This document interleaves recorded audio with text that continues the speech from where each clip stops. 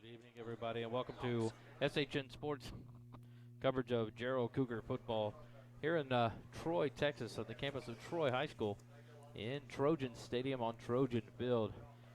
I'm Wally Harmon along with Sterling Harmon tonight for Jarrell Cougar football as we on the road for the second game of district play in District 10.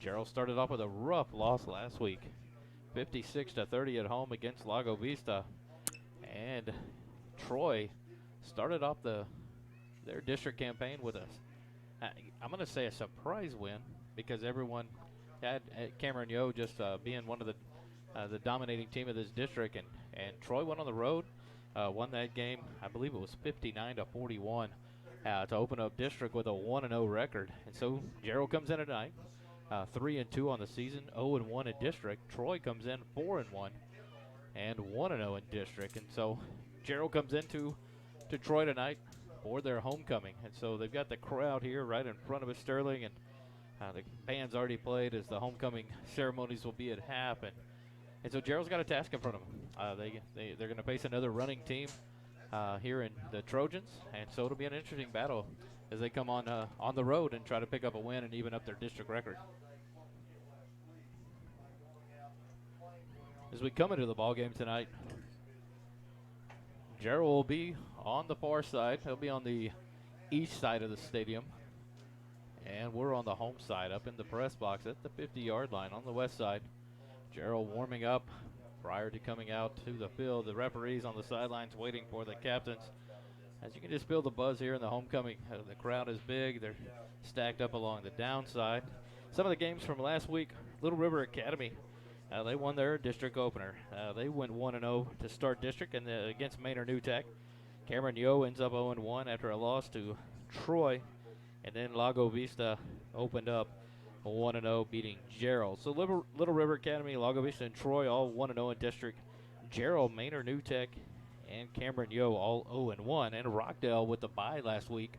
So Rockdale with their first district game this week. So we'll see what Rockdale does as they get their first go at it this week. And look at the district schedule tonight. The game's on tap. Cameron Yo will be hosting St. John's the 23rd at home. Non-district playoff or game there. Rockdale will be at Maynard New Tech. Rockdale goes in 4-0 on the season against a 1-4 Maynard New Tech team. Jarrell is here at Troy, and then Little River Academy is on the road at Lago Vista. So a battle of the unbeatens there in Lago Vista. And Lago Vista, just an impressive game last week. The running game was on point. Not much that the Jarrell defense could do to stop Mr. Logan. He just ran wild Logan Parsons, Mr. Parsons. He just took over running. As soon as he hit those gaps, the speed kicked in, and just a pressure showing from the Vikings. And so Jarrell will face another running team here tonight. Your quarterback, Ben Presley, the senior, he's got a couple of running backs behind him. Zach Herbachek, number 21, is the big gun for the Trojans. Last week he went for I believe over 200 yards. And but then they get the offense involved in the passing game. Sterling, we were talking about it before the game. Bo Workman, number 42, it looks like a tight end slash wide receiver slash linebacker, safety, punter. He's just a big player. See him standing here on the sidelines. I know he's a starting linebacker for this Trojan team, but he's the deadly weapon. I watched some video from last week. Got a couple of passes and just turns it on. And tough to bring down. He loves the stiff arm. Put a couple of players on their back last week on the run, but a big target there that we were going to be interesting to watch tonight. Other games on tap that occurred last week around the area. Big battle there, 35-34. Hayes beat Bowie. That was a big upset. Austin High got blanked by Lake Travis. Del Valley. Tell you what, Del Valley's on a roll. They won 68-14. Against Aikens last week. Well, they opened up with the game of the week last night against Austin High at, I believe it was Nelson Field. And they didn't blank them. 77-34 was the score. So we're going to take a quick timeout here. You're not going to hear any audio as we're having trouble with the audio system here in Troy. We're going to take a break while they play the national anthem and be back here on SHN Sports.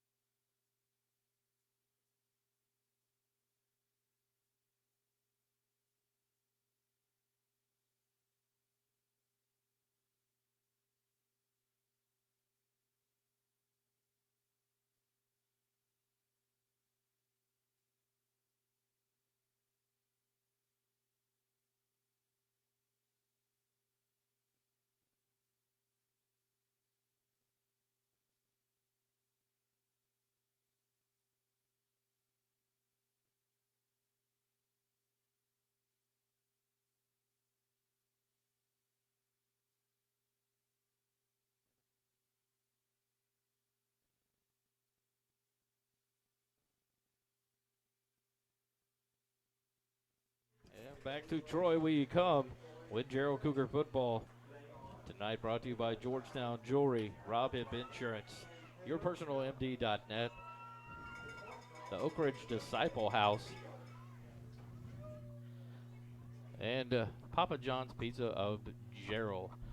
Now the captains at the midfield stripe, meeting with the umpires.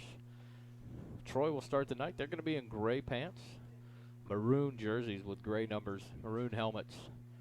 Your Cougars also in gray pants tonight, but in white jerseys, white helmets with the blue, royal blue accents. The 4 captains for each team meeting at midfield. Umpire talking to them as they perform the coin flip. An awesome job by the Trojan band tonight. They perform tonight's national anthem. Open up the night with the 2 fight songs for the schools, and then a moment of prayer here in Troy. And what a way to start the evening. And so it looks like Jarrell has won the coin toss. They'll defer to the second half. Troy will be receiving to open up the ball game. Jarrell will be kicking from the north end. And so kind of crazy, Sterling. We're sitting here getting set up, trying to get everything figured out, and kind of a crazy storm blows through. The wind was gusting, the little rain fell, and now it's dead. The flag barely moving on the north end of the stadium. Just crazy. All the mums lined up here on the home side on the megaphones of the cheerleaders, and just you see the air going. This homecoming air for the Trojans, and so Jarrell's got to come out quickly on defense, try to make a stand early, get control of the ball, get it back, force the Trojans to give up the ball, not get a quick touchdown, and so the pressure starts on the defense this weekend. Yeah, and going back to you saying that Troy is a running team, I definitely want to see how they respond to that. I mean, coming out into the second half with back to the game at Riesel, they're a running team. There's a powerhouse of a running team for high school right there. And all of a sudden, a second gear kicked in for that defense and was really solid.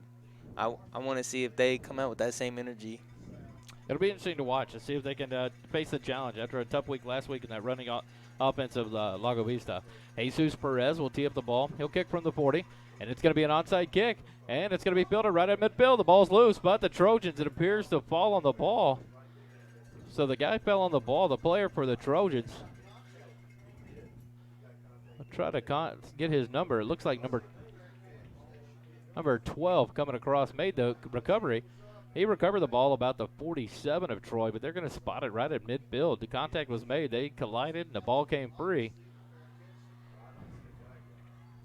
So we'll see where they spot him at. Troy did recover the ball.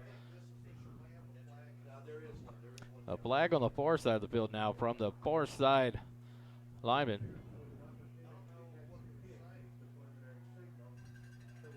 kick catch interference called on Jarrell. As the ball hit the 50-yard line, they called that the Jarrell defender made contact with the Troy player prior to the ball, and so it's a 15-yard kick catch interference. And so now Troy has benefited from that call. They're going to start the ball game at the 35 of Jarrell. And so a quick challenge now turned crazy. As with 12 minutes, 11:57 left, now it's going to be a pass out to the left side to number 5. He's brought down at the 28-yard line. Quick throw there to Jarrell, the receiver. Nice pass there from Ben Presley to Jarrell. So quickly, instead of the running offense, you see a quick pass for a good 8 yards. Make it 7 down to the 28 of Jarrell. It's going to be there. It looked like Troy going for a pass to the right side. Presley tucked it, comes back to the left, gets a nice first down run there. Yeah, that's definitely something you like seeing from younger athletes is the awareness and the recognition of the defensive play and being able to still bring positive yards out of that. So it'll be a 1st and 10 from the Jarrell 24-yard line. Presley in the shotgun. He's going to roll to the right. Quick pass out to the right. Flats at the numbers at 20. And it's caught now. 2 defenders quickly on top of him. Don't let him get anywhere. He'll be taken down there about the 19 on the forward progress. So it'll be a 5-yard gain up to the 19. Let's see where they spotted. Now it's going to be spotted at the 18-yard line. So a second and, looks like a second and short 5 for the Trojans there. So quickly, Troy changing it up tonight. 2 passes and 1 run. Presley now rolls to the left here from the shotgun. He gets hit quickly, but he escapes the tackle, and now he's going to be brought down. Now he throws it while he's on his back, and he's going to be blown dead in the grasp. Not a smart play there, but Presley and the Trojans bailed out by that. He was on his back being drugged down by number 29, Nitch, and Copeland bound to add on, and Presley laying down almost parallel to the ground. He tries to chunk it. That ball was free, but quickly blown dead back at the 25-yard line of Jarrell. So a loss of 7 there. A nice sack. It's going to be 3rd down and 12 for the Trojans. So now we're going to see Presley up under center with the running back, Herbacek, behind him. It's going to be a jet sweep, but a penalty flag comes down, and it's blown dead. It's going to be a false start on the Trojans. So it's going to be another 5-yard loss here. So it's going to be a 3rd and 17 now. The jet sweep was in motion there. Sterling blown dead, so they kind of exposed the play on the late whistle. So now 3rd and 17 from the 30-yard line of Jarrell after the penalty. So the Jarrell defense has an opportunity here to make that stand. Presley in the shotgun. Herbacek off to the right side. Presley trying to set up a screen. He's now being pressured. Back to the 40. Now he escapes it. Big block. He throws on the run, but it's going to be short of the receiver out on the left flat. And it's going to be incomplete pass there. And so it's going to be a 4th down now from the 30-yard line. Tell you what, we talked about it, Sterling. One thing you pointed out, the kicker was practicing nailing 46-yard kicks in warm-ups. So it'll be interesting to see here if they try to go for a field goal or go for it on 4th and 17. Yeah, and back on that play, Jake Copeland, he's in the backfield. He's running around. All of a sudden, out of nowhere, Ian McDonald comes out with a big block to help Presley from losing more yards. Shotgun. Presley's going to throw quickly to the left flat to number 34, about the 25-yard line, down to the 20, 19, 18-yard line. He's going to be short. A nice pass there to number 34, Sam Jones. But it's going to be a turnover on down, so the Jarrell defense faces the challenge early. They shut down the Troy Trojan offense, and the Jarrell Cougars take over now at their own 18-yard line. So a good first stand there for the Cougars. Yeah, especially with the bad field position that the defense started off with due to that kick-catch interference right there. They come out and don't let that bother them. They pressure the offense to make plays, and they were able to stop them. Jarrell takes over with 9 minutes, 28 seconds left here in the first quarter on their own 18-yard line. Heron Rodriguez in the shotgun with one running back off to his right. Compton goes in, or Ramon Rodriguez goes in motion. Now Warren gets a handoff, but he's going to be stacked up quickly, and he's going to be blown dead. He'll be marked back down at the 11-yard line, make it maybe the 12. We'll see where they spot it. Nonetheless, it's going to be a big loss, either a 7 or 8-yard loss for the Cougars, as Warren is that running play sniffed out quickly by the Trojan defense. They're going to mark him at the 12, so it's going to be 2nd and 16. A loss of 6 on the run. Aaron Rodriguez by himself in the backfield. Warren in the motion. Aaron Rodriguez is going to keep it, but the whistle is blown. It's going to be well, now the flag is thrown after the whistle is blown.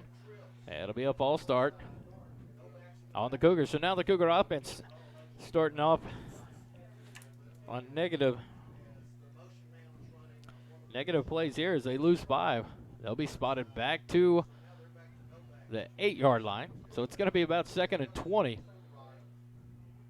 So it's trips right. 2 receivers left. Rodriguez, quick pass out to the right side. Receiver catches it, taken out quickly. It's going to be brought down to the 12-yard line. So a positive gain there as Crathers grabs it and gets forward to about the 11. They'll spot him at the 11-yard line. And so it's going to be back to 3rd and 17 now for the Cougars. Yeah, that's definitely rough. Coming out with that stand from your defense and then starting off with backed up to your own goal. And so now 3rd and 17 for the Cougars. Aaron Rodriguez takes a shotgun snap, rolls left. He's going to throw on the run, and it's tipped off of Crathers and Schomburger out of bounds, and that'll bring up 4th down on the incompletion. And so in that series there, the Cougars have a series of negative 7 yards, so not a good start on the offense. So the defense did their job. The offense kind of stalled out there. The Trojans playing good defense on that first one. The big play there, the first handoff, it's an automatic loss of 7 there when they sniff out the run. And should be a penalty on the Trojans. They had 12 men on the field. The punt is off and bounces at the 45 to the 50, 45 of Troy, all the way down to the 42-yard line of Troy. So a nice punt by Compton. There is a flag on the play. Should have been too many men on the field for the Trojans. I think they're going to decline that. You got a nice punt from your 11-yard line all the way to the 42 after the kind roll.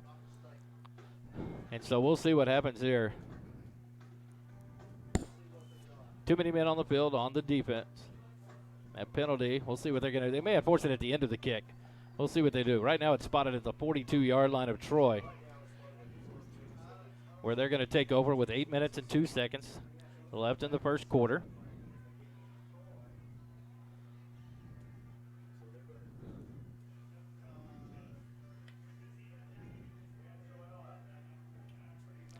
And the officiating crew trying to figure out what's going to happen. So they're going to mark it off 5 yards from the end of the punt. So that should take Troy back to their 37-yard line, which is where they'll take over. 1st and 10 with 8 minutes and 2 seconds left here in the first quarter. So a great, you couldn't ask for anything really any better. You get 4th and 17 from your own 11, and you kind of flip the field pretty good for yourself, for your defense, as Troy is starting off at their own 37-yard line. Troy now with Presley up under the quarterback. He's only got one receiver close to the right side, and Herbacek in the backfield. He's hit quickly, escapes it up to the 40, the 45, and he finally is taken down about the 47-yard line. Make it the 48. That's going to be a 1st down now. 11-yard gain there by Herbacek. That's definitely a good start for the offense for Troy. Even though with the penalty and bad starting field position from where they had them backed up, come out with a run and get that 1st down. Presley back up under center. One receiver left, one right. Herbacek the lone setback. Now the receiver in motion. It's going to be the jet sweep. Handed off to number 1 across the right side. He's hit quickly. It's going to be back to the line of scrimmage if he's lucky. We'll see where he gets spotted. It is going to be back at the 48-yard line. So it's 2nd and 10 now. Nice job there. Number 63 for your Cougars. Anthony Gaddison did a great job. He watched Xavier Hernandez come across, and he didn't let him get outside, and he make the hit, bring him down for no gain. And a great job there. And it's 2nd and 10 now from their own 48-yard line. 6 minutes, 55 seconds left in the first quarter. Now Presley back in the shotgun with 2 running backs off to his side. He's going to get chased down. A guy dropped at the 41-yard line. Another sack for your Cougars. That's going to be number 29 in Nitch. Nice pursuit. He chases down Presley, doesn't let him break free. Going to be spotted at the 42. So that's going to be a loss of 5. Or 6 now. So it's going to bring up 3rd and 16 for the Trojans back to their 42-yard line. That's definitely 2 strong plays by the defense. You love seeing a way to set that tempo. Great job by in there. That's the second time he's been involved on a big play. And number 29 of your Cougar defense doing a great job. Presley's got 3 receivers left, 1 right, a running back off to his right side from the shotgun. Quick pass out to the right flats. It's completed and caught up to about the 48, and he gets across to the 50. But midfield now marked down at the 49-yard line, and that's going to bring up a 4th down for the Trojans again. It'll bring him back to 4th and 7. But it looks like they're going to bring the punt team on. Gets across to the 49-yard line of Jarrell for a gain of 7. So it's 4th and 8 now is what they have up. I'm not sure. 4th and 8 on the board. And it's going to be a punt here. Got to watch for the fake here as Jarrell's back. Got a 1 man back. The snap up over the Bo Workman, the punter's head. Back to the 35 to 25. Hit quickly now. Workman's going to keep it, but the Cougars pounce all over him. And a great job by your Cougar defense. The punt return team working hard as Workman just couldn't bring in that snap just over his hands, the outstretched hands off his fingertips. And the Cougars are going to get great field position here, Sterling. What a great break. Now the offense has to jump in for the Cougars. I feel like that just caps off that defensive stand right there. Is you hold them, you recognize the plays and shut them down for short gains, and to cap it off with a mishap on the snap and start off with great field position. And the Cougars will start off on the 22-yard line of Troy. And so you got 3 receivers right, 1 left. Warren in the backfield, left side of Heron Rodriguez in the shotgun. He's going to drop 3-4 steps. He's going to go quickly to the end zone to Schomburger, and he can't run it down. Schomburger tried to run it down. It's going to be incomplete. What a shot there. You talk about momentum. You get that turnover there on downs after the bobbled snap on the punt, and they take a shot to the end zone. You can't blame it there. Just a little outside the reach of Schomburger, and that'll bring up 2nd and 10 now for the Cougars at the Troy 22-yard line. 5 minutes, 15 seconds left here in the first half. 0-0 ball game. 2 receivers right, 1 left for the Cougars. Warren's going to take this handoff. Nope, Heron Rodriguez is going to pull it out of his belly. Back out to the right side to the 20, 15. He's going to make a cut back inside to about the 12-yard line where he'll be spotted there. And so it's going to be right about the first down marker. Let's see where they spot him. It's going to be it looks like they're going to call for a measurement. The near side line judge marked him at the 22. Nope, they're going to give it. It's a 10-yard gain there by Heron Rodriguez. Great job of pulling that ball out of Warren's stomach and making the quarterback keeper there around the right side. And Rodriguez picks up 10 yards and a first down for Jarrell at the 12-yard line of Troy. They'll get the play here. Warren offset to the left side of Heron Rodriguez in the shotgun. He's got 2 receivers left, 1 receiver right. Cougars 1st and 10 now. 4:30 left in the first quarter. Rodriguez now hands it to Warren right up the middle. He's going to get a couple of yards, taken down after a big battle there to the 10-yard lines where they're going to spot him. So it'll be 2nd and 8 now after the 2-yard run there by Warren. Warren at least got some positive yards there. His first taste in the ball game was the big 7-yard loss to start the first possession. 6-yard loss to start the first possession for Jarrell. But at least a 2-yard bonus there as he goes forward. So it'll bring up 2nd and 8 now for your Cougars at the 10-yard line of Troy. 2 receivers left, 1 receiver right for the Cougars. Heron Rodriguez with Warren off to his left side shotgun. He sticks it in, now pulls it out. It's going to be a screen pass to the left side, wide receiver screen. He makes one move to the 10, now bound to the 7-yard line, and he's tackled there. See where they spot him. It looks like at the 7-yard line. And it'll bring up 3rd and 5 for the Cougars now. Couldn't see who the completion was to. Look, maybe Crathers, number 21. Yeah, and Crathers did a good job of keeping his feet moving, trying to stay up and gain those more yards. But by the time he did that, he didn't have any help on the blocking. And they mark him at the 8, only a gain of 2. And so it's going to be 3rd and 6 for the Cougars. Rodriguez, the shotgun snap. He's going to throw on the run. It's picked off in the end zone. He's going to run it out, and he's going to get tackled there. Oh, it breaks a tackle. Workman, he gets tackled back at the 1, almost the goal line. Let's see where they spot him. You can't give him forward momentum there as he on his own went backwards, but they're going to give him the 3-yard line. So a generous spot there as Rodriguez made a kind of a tough pass across the middle. Number 22, Cody Kaminsky, makes the interception in the end zone and is lucky to not be back in the end zone there as he kept fighting free of tackles. But that's how that interception is going to end the Jarrell. In that reign of terror on the goal line. And so now 1st and 10 from their own 3-yard line with 3:06 left in the first quarter. The Troy Trojans take over after the interception by number 22, Kaminsky. Snap to Presley. He hands it off and right up the left side. He's got 2 blockers. He's going to bring out the outside to the 25-30, 35-40, and he's going to get run down about midfield. Finally taken down at the 45-yard line of Jarrell. A nice run by Sam Jones. Finally run down by Aiden Edgar, number 18 for the Cougars. And he's going to get from the 3-yard line all the way to the 45 of Jarrell. A beautiful 52-yard run by Sam Jones. And another 1st and 10, and quickly out of trouble are the Trojans. 1st and 10 at the 45 of Jarrell. 2 receivers right, 1 running back left. Presley under center, takes a snap. He'll hand it to Herbacek. He cuts back inside the hash marks, drives down, and gets hit. Finally taken down about the 35-yard line. It's going to be a 10-yard gain and another 1st down for the Trojans. Nice run there by Herbacek. Another 1st down for the Trojans. He's got that quick speed. He took that handoff and busted it up the middle. Didn't get hit till about 6 yards later. One thing I'd like to point out is Ben Presley does a great job of hiding that ball to be able to put that option in play. He gets a receiver in motion to the right.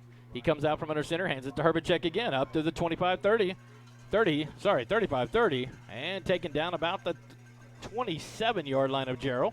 So it'll be a gain of 8 on the play there, on the run. So right here on this series, Sterling, we go right back to the running. 3 running plays have got him from the 3 all the way down to the Jarrell 27.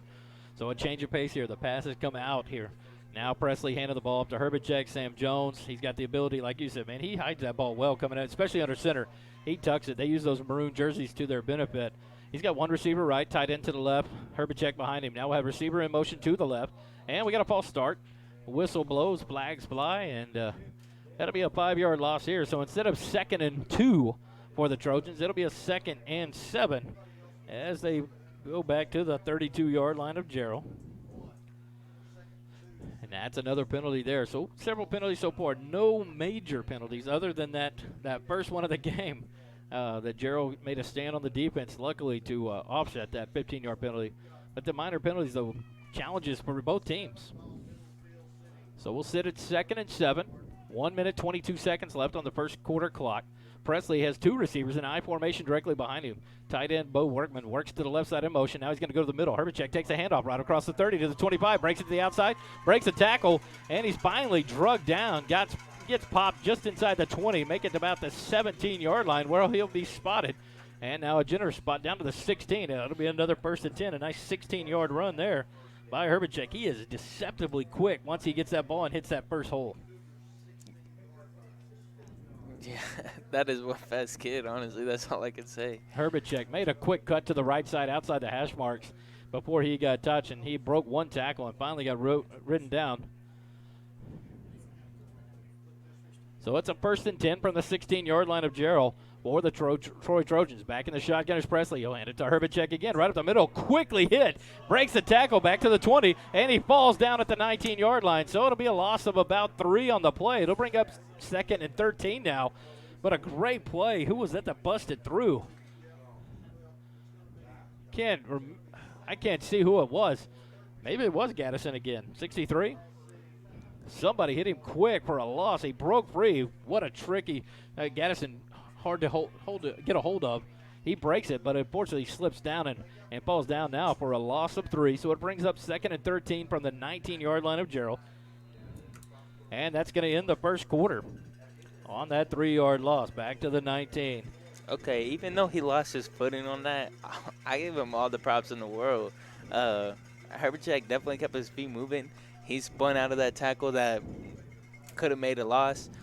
He gets out around and tries to come up for a gain, but I mean, with that little rain that we had a little earlier, that Is that where we play into the traction, the cleats, what cleats do we have on, and what was affected there? Good point there. But man, he got hit quick. It was a 4-yard loss, and he spun out of the tackle and ends up falling down, but only loss of 1. So it'll go to the second quarter, a 0-0 ball game. Totally different than what we saw against Lago Vista last week, and what I imagine we saw, Cameron and Troy saw last week in Cameron, as that game put up 100 points on the board. The Jarrell Cougars and the Lago Vista Vikings put up 86 points on the board, and we end the first quarter here with a 0-0 tie. it's definitely a defensive battle, but it's also a battle of, would you say, discipline on the penalties? But I mean, at the same time, being a homecoming game and being a pretty good matchup, could it also be just anxiety? Wouldn't it say anxiety or just maybe this is nervousness? Nervous. You got those that adrenaline pumping. It's homecoming night here in Troy. Gerald's got the monkey on the back. We're 0-1 in district. We're going to face one of the 3 teams that's undefeated in district, and it's important. Every game counts in district play. You're wanting to be one of those top 4 teams to make it to the playoffs, and when you start with an 0-1 count on you, it's important. So we'll go to the second quarter here. Rob Hip Insurance is going to – Presley takes the shotgun snap. He throws to the outside. It's going to be caught there at about the 5-yard line. He breaks a tackle, number 5, Tyler Jarrell, and he'll take it into the end zone, and that quickly – Sterling, the Troy Trojans, break the Tylus score. Yeah, I'm pretty sure they heard you. I think they did. Oh, no. We didn't just hold back in the first quarter. And one play, 16 yards, or 19 yards from Presley to Jarrell, and that's going to be a 19-yard touchdown. One of the cheerleaders heaves the ball up to the press box off the glass. Woke everybody up here. And so that's going to change it up. Now the extra point is up and good for the Trojans. So it's a 7-0 lead here in the second quarter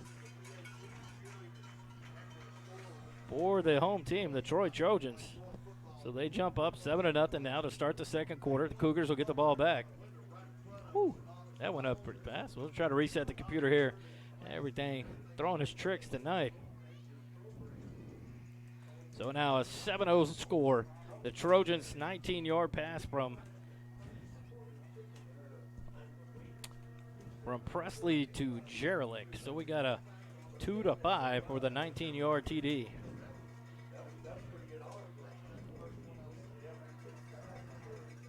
So the first pass of the drive is the first play to open up the second quarter, Sterling. So they ran the ball 6 times, make it 5 times with the 1 penalty, and then the touchdown. So Jarrell will take over after the kickoff here by the Trojans. Now they've flipped around in the second quarter. Your Cougars will be receiving from the south end, so they'll be going right to left on the radio dial from the south to the north. And so now the ball being teed up by the Trojans. They're going to kick off from the far hash marks over there closest to the Jarrell sideline. So we'll see what kind of plan they have on. As the kicker, this will be the first time for the Trojans to kick off here in the ball game. And all the lineup. And here comes the kick. It's going to be to the near sideline. Fair catch. Called for and fielded about the 33-yard line by the Cougars, number 11, Weston Miller. He'll catch it. They're going to mark him back at the 32-yard line, and that's where Jarrell will take over the ball. 1st and 10 from their own 32-yard line with 11:52 left here in the first half. So we'll see how the offense responds. They got all the way down inside the 10-yard line of Troy in the last drive, and Aaron Rodriguez was his 3rd interception of the season, picked off by Kaminsky, and then a long 97-yard drive by the Trojans to take the lead here in the ballgame. So Rodriguez back in the shotgun snap. He'll take it and roll to the right side. Looks like he's trying to pass. He's going to go deep. He's got a guy open, and it's picked off. What a play by the defensive back. Not sure who it was. We'll try to get a number. Maybe number 5 again. It's either Kyle Cordy or Mr. Jarrell. Looks like Mr. Jarrell. He went up and got that ball. Sterling, what a defensive back play there. Cornerback went up and leaped, timed his jump, and made the interception back at the 32-yard line of Troy, and they'll take back over. One play, interception, and now Troy gets the ball back. There's definitely a mishap on Rodriguez right there. He has people open closer to him, but he chooses the long ball, which if he didn't hesitate at first, I feel like it would have been a more drawn-out pass. Presley takes the handoff and hands it to, looks like Sam Jones. I couldn't see who had it.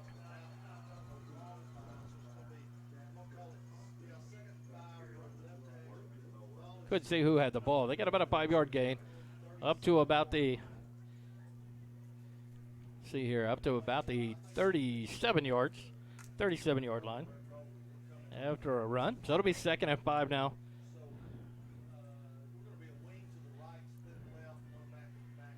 For the Trojans. It'll be 2nd and 5 from their 37. Presley's going to pick the handoff. Now roll out to the right. A little dump pass into the open right side. It's into Sam Jones. He runs over 2 tacklers and dragging a third. Breaks that tackle down to the 35-30 of Jarrell. And it's going to be a flag there on Sam Jones. He gets a little hotty-toddy with the ball. Flips it behind his back. And the referee out on the field didn't like that one. He'll throw the penalty. I have a feeling it's going to be a little bit of a taunting, unsportsmanlike play there by Sam Jones after a great reception and run. Broke 3 tackles running over people. But unfortunately, it's going to be tarnished by unsportsmanlike on Sam Jones. So a big penalty there for the Trojans after Sam got all the way down to the 32 of Jarrell. So on the pass play there. And that's a good play to watch is you get a little dump pass off. You have it drawn out to where you look like you're going far downfield. You get that little dump off, and you end up having your receiver, Sam Jones, at this point, turning that into a bigger gain. Unfortunately, it comes back from a taunting or unsportsmanlike. So now it'll be a 1st and 10 for the Trojans from the 48 of Jarrell after the penalty. Presley under center. He's going to hand it to Herbacek. Right up the middle on the right side. Hashes out. Tries to break it outside where he finally gets stacked up by 3 or 4 players. And one of the linemen trying to pull him further down the field. He's going to get him stopped about the 35-yard line. So a 13-yard gain there. It's going to be another 1st and 10 for the Trojans as Herbacek now getting his run on and gets hard to stop. Man, he gets full momentum going. And another 1st down there to the 35 of Jarrell. And so they're on the move again from their own 32 now to the Jarrell 35-yard line. 1st and 10 for the Trojans. Huddled up. Now they'll break the huddle. Presley in the shotgun. 3 receivers right. 3 receivers left. 1 to the right here. He's got Herbacek off to his right side. Presley's going to take the shotgun snap, a 3-step drop, and he's going to go for the end zone. Bo Workman. And Bo Workman tries to run through Edgar, and not going to be done. Overthrown there into the end zone as Workman. They were trying to take a shot at the end zone to no avail. So that'll be a 2nd and 10 now from the 35 of Jarrell. And the defense right there, the defensive back, I can't see the number right now, but, I mean, he did a pretty good job. Is if you're not able to see where the ball is, keep turning around like you're looking for it and stay in the way. Prevent that receiver from getting to it. He may draw offensive pass if Workman gets upset and just pushes him off. Exactly. Presley back under center now. He's going to get a man in motion to the left. Receiver out to the left. He's going to hand it to Herbacek right up the middle. Cuts it outside of the hash marks. Now to the number. Now back to the hash marks where he's finally wrapped up and tackled. Blown dead about the 22-yard line. And that's going to be another 1st down for the Trojans. A gain of 13 there.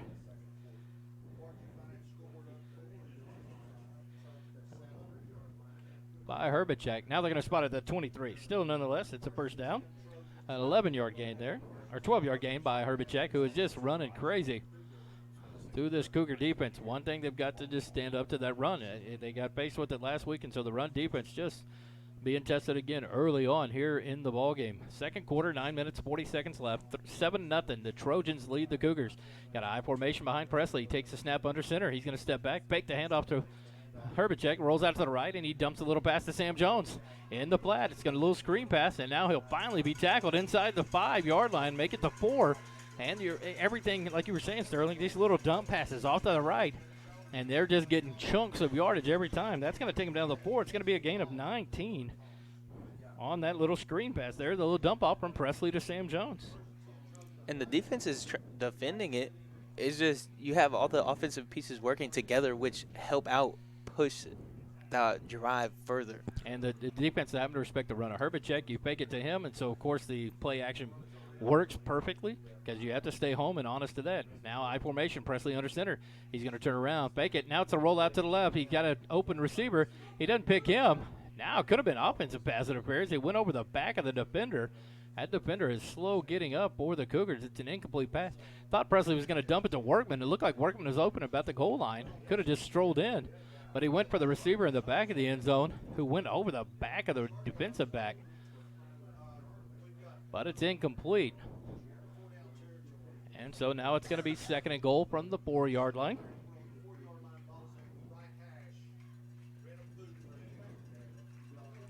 On the incomplete pass. Now Presley back under center. One receiver left. Workman the tight end to the right. I formation.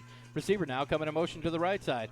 Presley's going to take it. He's going to hand it to Herbacek right up the middle. He runs into Cougar defense, and he's going to break the goal line. Finally signal it, and it's going to be a touchdown for the Trojans. And they'll move the score to 13-0 here with 8:52 left in the first half. It looked like he got stacked up. He had a 2nd and goal from the 4-yard line. Not a lot of room to work to get in. But Herbacek are able to break free there and get into the end zone for the 2nd touchdown for the Trojans. And, I mean, when he's stacked up, is he really stacked up? That elusiveness is astonishing to watch.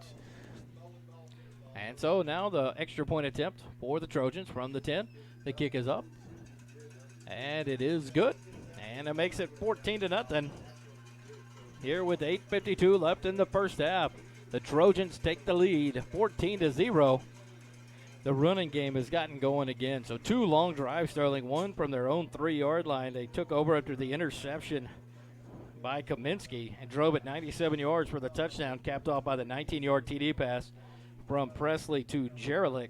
And then there they take over on their 32-yard line after another interception. So now 2 turnovers have been the catalyst for 2 touchdowns by the Trojans. And that's definitely something that the coaches might want to talk to Rodriguez about is don't force the passes.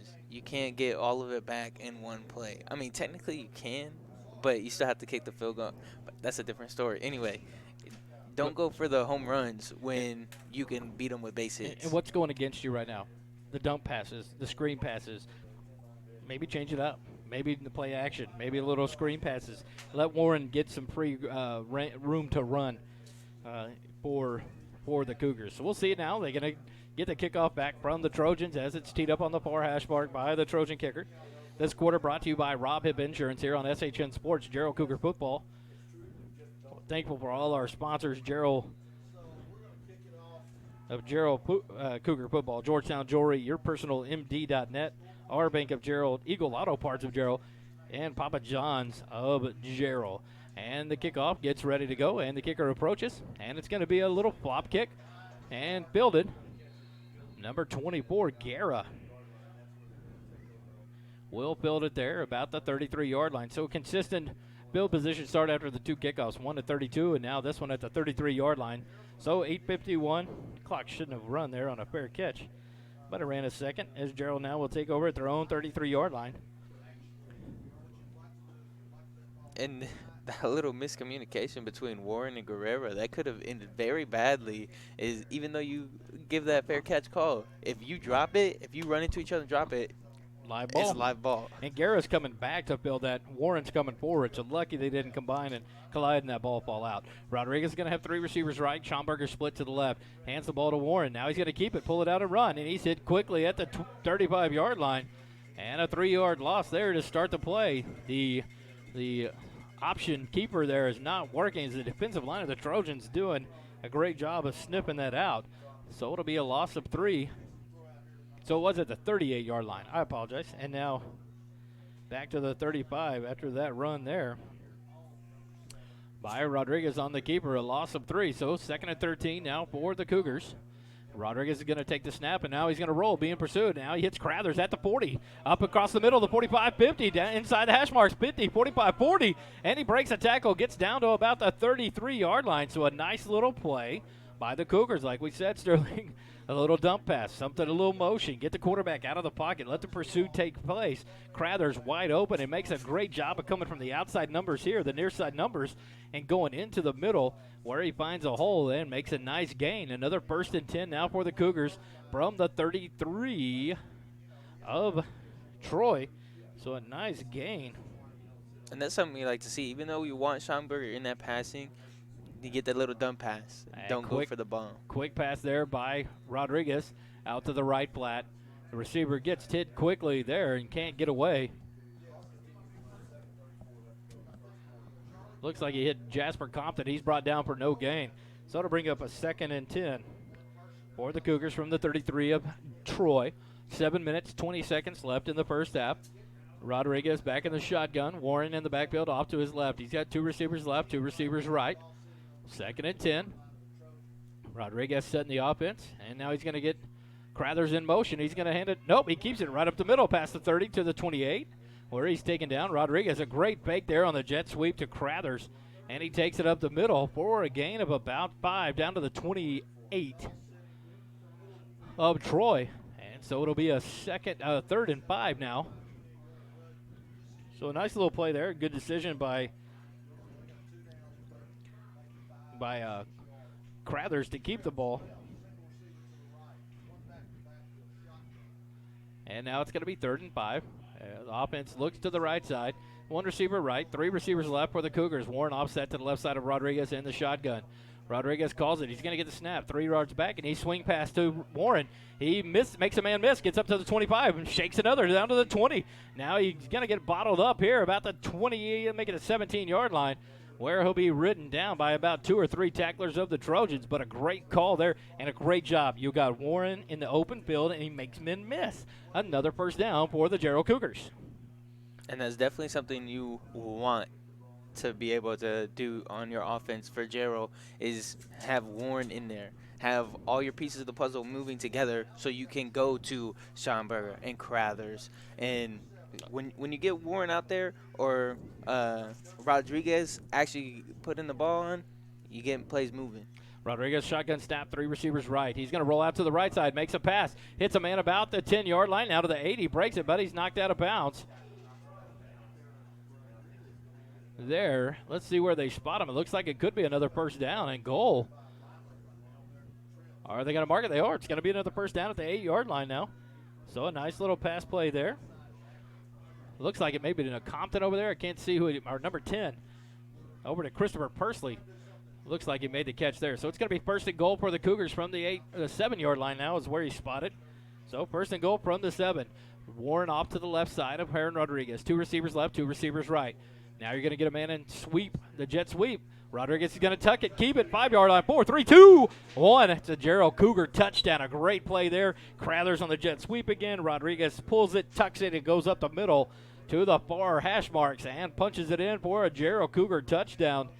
And it brings the Cougars back within 8 with the impending extra point. So a great 7-yard keeper there by Rodriguez for the touchdown. And now the goopy, weird formation for the Cougars. Now they'll bring it back to normal. Edgar will be the holder. Jesus Perez sets up for the extra point attempt from the middle of the field at the 10-yard line. Edgar gets the snap and down. Perez with the kick. It is up through the uprights and good. And that'll cut it back to a 7-point ball game with 5:21 left in the first half. The Cougars finally get on the board after a beautiful drive from their own 38-yard line. Had to cut the lead to 14-7. The Troy Trojans lead the Jarrell Cougars. But the offense finally getting some stuff going. Like, kind of funny. I want to say they hurt us. I know they didn't, but I want to take some credit. But they did the little things. Took the long pass away. Use your men. You use Warren. Use Crothers in motion. A quick pass out to the right side. Got some yards. Rodriguez doing a good job of keeping it on a couple of plays there up the middle to break some yards. And so just a change of pace there for the offense. So hopefully something that they can continue to do to keep the Trojans off balance. It also could be those coaches upstairs coming down and listening to what we're saying. Cause I mean, we do spend a lot of time with them in the booth. But no, that was great capitalization on the end of that great run. And now we have learned, we have been saying the running back's name incorrectly for the Troy Trojans. It is Herbacek. And we want to make sure we get it right because we care at SHN Sports about these student athletes. We're promoting these high school athletes. And so Herbacek, one of the great players here on this Troy Trojan team. So we thank you for the correction on his name. We do want to make sure we get this right. The scary thing is that young man's only a junior. And so another year of Herbacek in District 10 play. So the Cougars will set up to kick off from the south end after the 7-yard run. Touchdown for Heron Rodriguez. Perez is going to kick it, and it's got a little pooch cuck about the 30-yard line. It's going to be fielded on the run by the Trojans up the middle. He's going to break a couple of tackles and get out to midfield, where he should be marked there, right at midfield stripe where he landed. And then he tucked and rolled. They're going to spot him. Yep, looks like they're going to spot him right at the 50-yard line, making the 49 of Jarrell. So the little pooch kick comes to backfire there for the Cougars as they kick it down to the 30. But they give him a 21-yard return into Jarrell territory. And that's where Troy takes over with 5 minutes, 14 seconds left here in the first half. Over at the Jarrell 49-yard line. The Trojans lead it 14-7. And back under center is Presley. He's got an I formation, 2 receivers right. Presley's going to be under center, take the snap. He's going to turn around, hands it to Herbacek. He's going to jump a defender down to the 40. What a great move by Herbacek. As he's going to be finally brought down about the 37, 38-yard line of Jarrell. And so a nice 11-yard run there by Herbacek. Schomburger with the stop for your Cougars, but what a play of elusiveness there by Herbacek as he hurdles number 64, I believe it was, not 64, 66, I believe it was. Billy LaPrance just didn't know never saw him as he hurdled. It was a great move. Now the pitch sweep right to Herbacek. He's outside the 30, 25. He's finally hit and ridden down about the 32, making the 22. And another first down run down to the 21-yard line. A 17-yard run there by Herbacek. And back-to-back runs for a first down. The clock continues to run, 4:35 and running here in the first half. Presley every time comes over and gets the call, goes back into the huddle. For the Trojans, they huddle up as the receivers move on to the left side. Herbacek in the backfield, a lone setback. 2 receivers left. Double tight ends. Now Presley up under center. He's going to take the snap, and he's going to turn. And the ball's on the ground. He tried to hand it to Sam Jones, and the ball came out. But Sam Jones able to fall on it. He's going to be back to the 22, so a loss of 1. That'll bring up 2nd and 11. That looked like it was just a little miscommunication between the running back and Presley.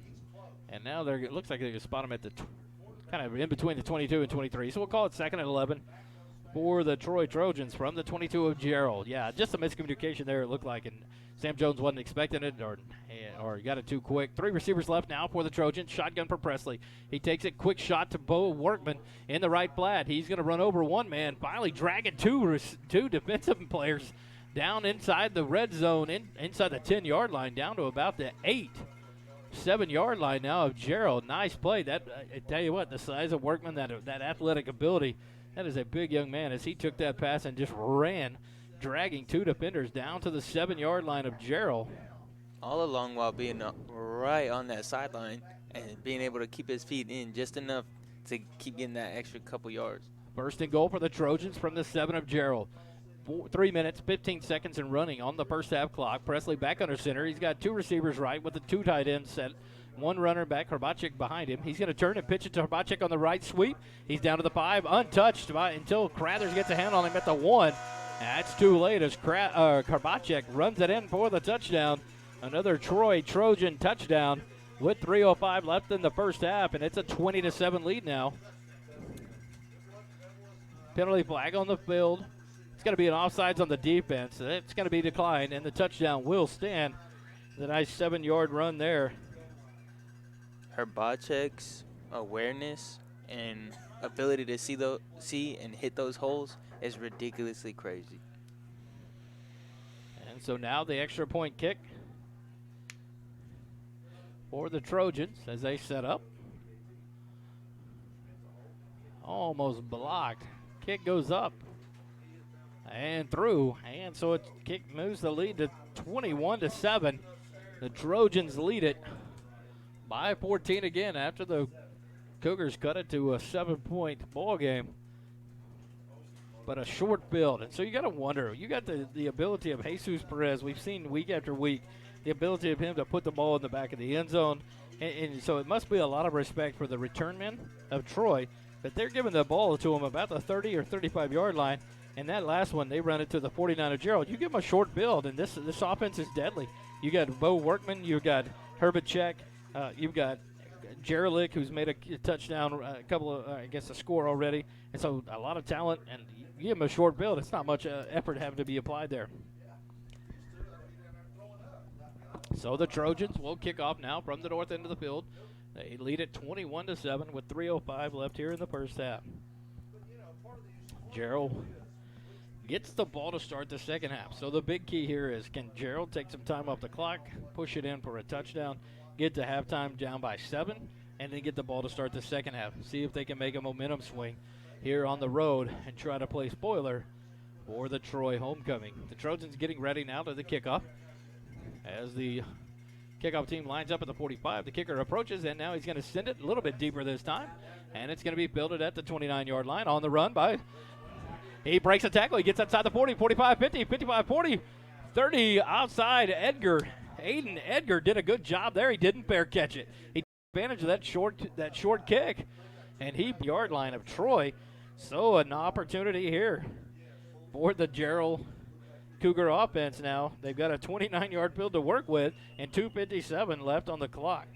And him around a lot, especially heading up here close to the half. Absolutely, and Aiden Edgar did that there. Did not fair catch it, took a chance, and, man, it paid off as he caught it at the 29 and gets all the way to the 29 of Troy. Heron Rodriguez, 2 receivers left, 2 right. Warren to his right side. He's going to hand it up. Nope, pulls it. Quick pass out to the right side. The receiver bobbles it, but catches it down at the 24-yard line. I believe they're going to mark him, so it's going to be a gain of about 5. So it'll be up 2nd and 5. 24-yard line of Troy. So 2nd and 5 there. Good catch. Good concentration by Crathers. He bobbled it but brought it back in, went to the ground. Don't try to make a play. Just complete the catch for the positive yards. He'll move to the left side now. 2 receivers left, 2 right. Warren offset to the left side of Rodriguez in the shotgun formation. Rodriguez is going to get a snap. Now he's going to hand it off to Warren. Nope, he pulls it and keeps it up past the 24. Now he breaks a tackle down to the 20, 18. Drives to the 17. Let's see where they spot him, but a great run there. And now here comes a flag after the play. A lot of business going on, and Troy's been a very physical team. We'll see what happened there in the pile as Rodriguez got the first down to the make it the 18-yard line of Troy. So we'll mark it to the 18, a 6-yard run. It's going to be on Jarrell. You really got to hate seeing that call. That's got to be a double penalty at that point. I don't see how one person gets called as the player. I think it was number 10. I can't see. The gray numbers are hard to read. But the defensive back just kept going and going. And finally, one of the Jarrell offensive players just got sick of him piling on top of the quarterback and driving him in. And so they pulled him off, and then here comes the penalty. So a costly penalty of 15 yards will come on the Cougars. So it's a 1st and 10 at the 18-yard line. But now it'll be a 1st and 25. But that gives you more yards, and it gives you more time to kill off that clock. So now exactly 2:18 left in the first half. The clock is stopped. The ball is now moved back to the 33-yard line of Troy. And it'll be 1st and 25 now after the unsportsmanlike conduct. 2 receivers right, 2 left for the Cougars. Rodriguez in the shotgun, Warren off to his right side. Crathers will come in motion. Now to the right, 3 receivers right. Snap, gets down on low. Rodriguez has got a fall on it. He doesn't. He gets hit. The ball's loose. Fielded by the Trojans on the run, and finally going to be taken down at the 25-yard line. Rodriguez has got to fall on that ball, and he doesn't. His legs get taken out from under him. And he cannot pick it up, and that's going to be a costly turnover, a third of the game for the Cougars. And with 1:55 left in the ball game in the first half, the Trojans take over at the 35 of Jarrell. That snap never had a chance as the ball shot down, skipped on the ground right through the legs of Rodriguez. And instead of falling on it, he tries to pick it up, and he gets hit, and the ball is loose. And the Trojans make the most of that, recovering the ball and running it down to the 35 of Jarrell. Bad snap there is costly. Definitely a series of unfortunate events right there. Right there. Fumble recovered there. after a big penalty, then a fumble that gets returned for a good 30 yards. That's definitely not something you want to see. So now Troy will take over with a 14-point lead, 21-7 with 1 minute 55 seconds left in the first half. And so 2 costly plays there. You had a 1st and 10 at the 18-yard line of Troy. You had the clock in your favor. The build is a short build. You can try to waste some time, but yet get a touchdown and get it to half, only down 7. They get the unsportsmanlike conduct, so it becomes 1st and 25 from their own 33. And then all of a sudden, the bad snap results in a turnover. The fumble is recovered by Troy. They get it all the way down to the Jarrell 35, and now they've got a short field to work with and try to push this score to 21. Presley up under center. He'll turn, fake the pitch. Now he's going to go down the left side. He's going to lob it up. The defender turns, and a battle for the ball. Crathers, it looked like, or Gare, I can't say it was 21 or 24 on the far side. Had a good job there on the defensive end, and on the defensive side of the ball, he breaks up the pass. And it's going to be an incomplete pass there. And that's a good no call for pass interference right there. They were both battling each other, but they were both going for the ball at the same time. Yeah, if you call one, I don't see how you don't call a double pass interference, because both men were exactly making a great play on the ball and hand fighting going on. But they had good position there by the defensive back, and he just was able to break up that pass. And so it brings up a 2nd and 10 now from the 35 of Jarrell. Presley up under the center with the I formation. Hands it off to Herbacek, sorry. Gets down inside the 30 to the 28-yard line. And so that'll be a gain of 7 and bring up a short 3rd and 3 now for the Trojans.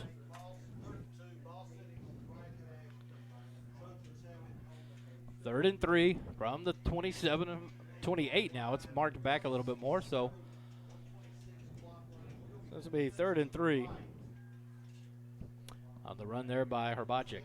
Now it's 2 receivers right. Presley up under center with the I formation. He'll take the snap. He'll turn. Fakes the handoff. He'll roll out to the left. Now Copeland pressuring him, looking for a sack. And he's finally going to chase him down. It looks like they're going to get the sack, and they do. Copeland's going to take him down about the 40-yard line. And real quickly, Coach Jameis Davidson will take his 2nd time out on the sack by Copeland. What a great job by Jake Copeland there in pursuit. He didn't give up. Presley couldn't shake him. And the big man tracks him down for a big loss back from the 28 all the way to the 40-yard line. A loss of 12 on the sack there. And that's definitely something I'm always looking forward to on these Friday nights, is watching Jake Copeland always putting pressure. No matter who he's going against, he's always putting pressure on that quarterback. And he did a great job there. I tell you what, Presley tried to shake him, and the big man just maintained course. Did a great job of tracking him down, and Presley just couldn't get anyone open. So the defensive backs doing their job. Presley couldn't find someone to hit down the field, and so the pressure applied by Copeland, and he does a great job by that senior. I tell you what, Jake doing a great job. He is fun to watch. I tell you what, he plays with a passion each and every week. He's a man that's just trying to play his heart out. He knows it's his last year, his last go here at Jarrell, and being a senior leader on this team.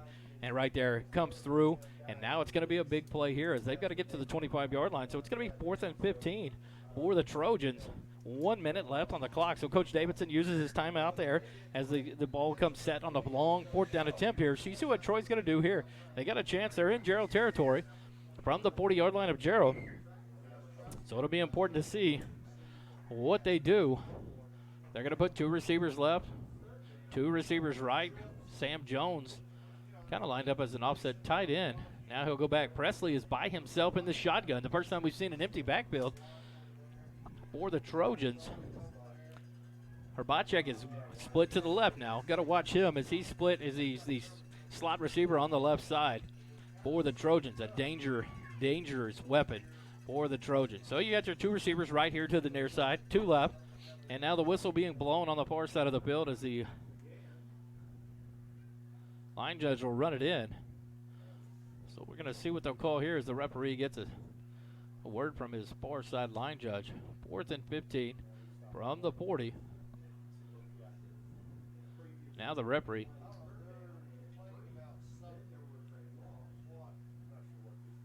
It looks like they were just tired of waiting, but they still had 19 seconds on the play clock. Yeah. So we'll see what happens here. It is 4th and 15 now from the 40-yard line of Jarrell. So the Trojans are going to go for it. They got 2 receivers left. Tight end to the right side, and Sam Jones, 2 receivers right.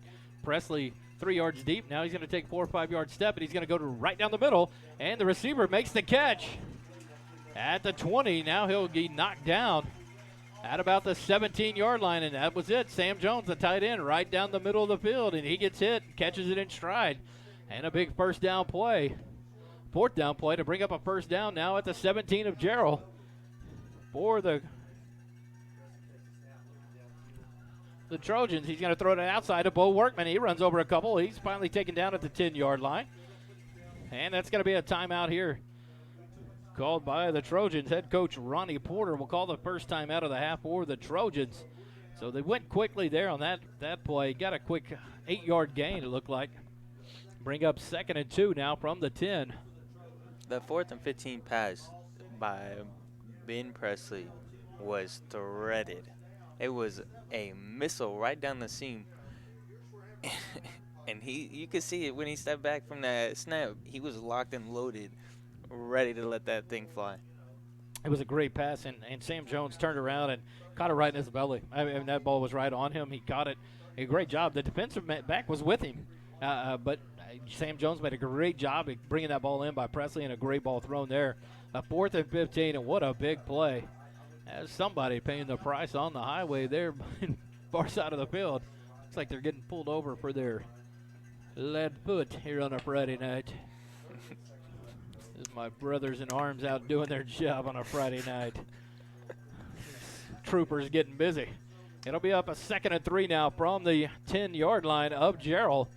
38 seconds left on the clock. Presley, lone setback. He's going to take the shotgun snap. He's going to go to the end zone, and it's overthrown over the hands of the receiver, number 22, Cody Kaminsky.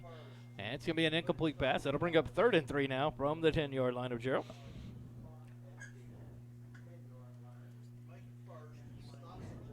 So 3rd and 3 from the 10-yard line of Jarrell. So they got a chance to get a first down inside the 10 at the 7. They got to get to the 7-yard line for a first down.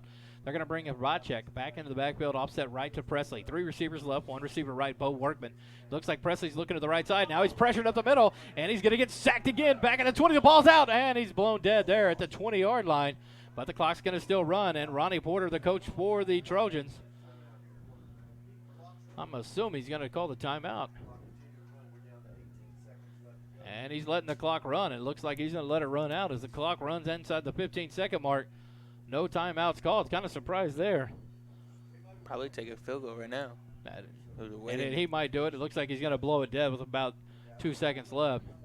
And he will. He's with 1 second left on the clock. Coach Porter's going to take a timeout for the Trojans. And they're going to take a field goal, shot at a field goal here. It's going to be a 37-yard field goal, well within the range of what we saw during warm-ups from the kicker. So we'll watch that. So a 21-7 lead, 1 second left here in the first half, but a big sack there all the way back to the 20-yard line, a 10-yard loss. It's a 3rd or 4th sack of the night for the Cougars. And once again on that sack, I mean, Jake Copeland didn't come out with that sack, but he was definitely in hot pursuit for it. So spotted the ball at the 27-yard line, in between the 26 and 27. Number 12, Jay Schmidt will be holding. Kicker is lined up from the near side hash marks. And now Coach Davidson will burn his 3rd time out of the game to ice the kicker. Yeah. Good job there. The timeout does you no good into the halftime. Once you don't use it, you lose it. So Coach Davidson will take a minute there, try to ice the kicker for the Cougars. Looks like it's number 88, Jordan Parnell, the kicker. And so he'll take a break here. And the teams will gather on their respective sidelines. 4th and 13. For the Troy Trojans from the 20-yard line of Jarrell, 21-7. They lead the Cougars with 1 second left in the first half. The Trojans trying a 37-yard field goal to take a 24-7 lead. So we'll see what happens here. They're on the near side of the field here. Parnell spots it directly at the 27-yard line now. Schmidt, the holder. He gets set, looking back at Parnell as he takes his stance. And here we go. He's going to give the signal. Schmidt, high snap. He brings it up, back down. Kick is on the way, and it is no good. Off to the right side, just wide right. And that's how we'll end the first half. 21-7, the Trojans lead it.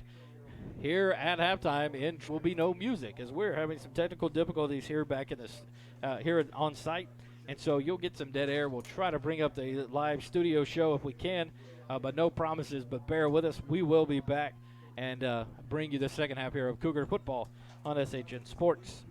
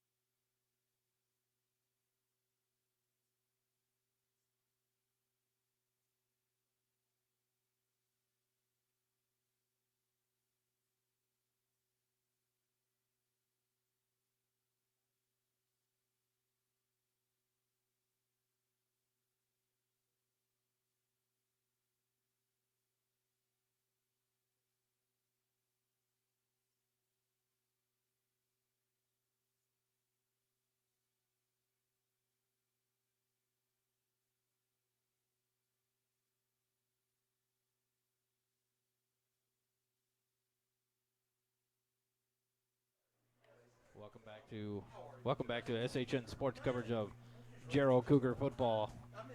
Coming back from halftime, about 4 minutes left on the clock.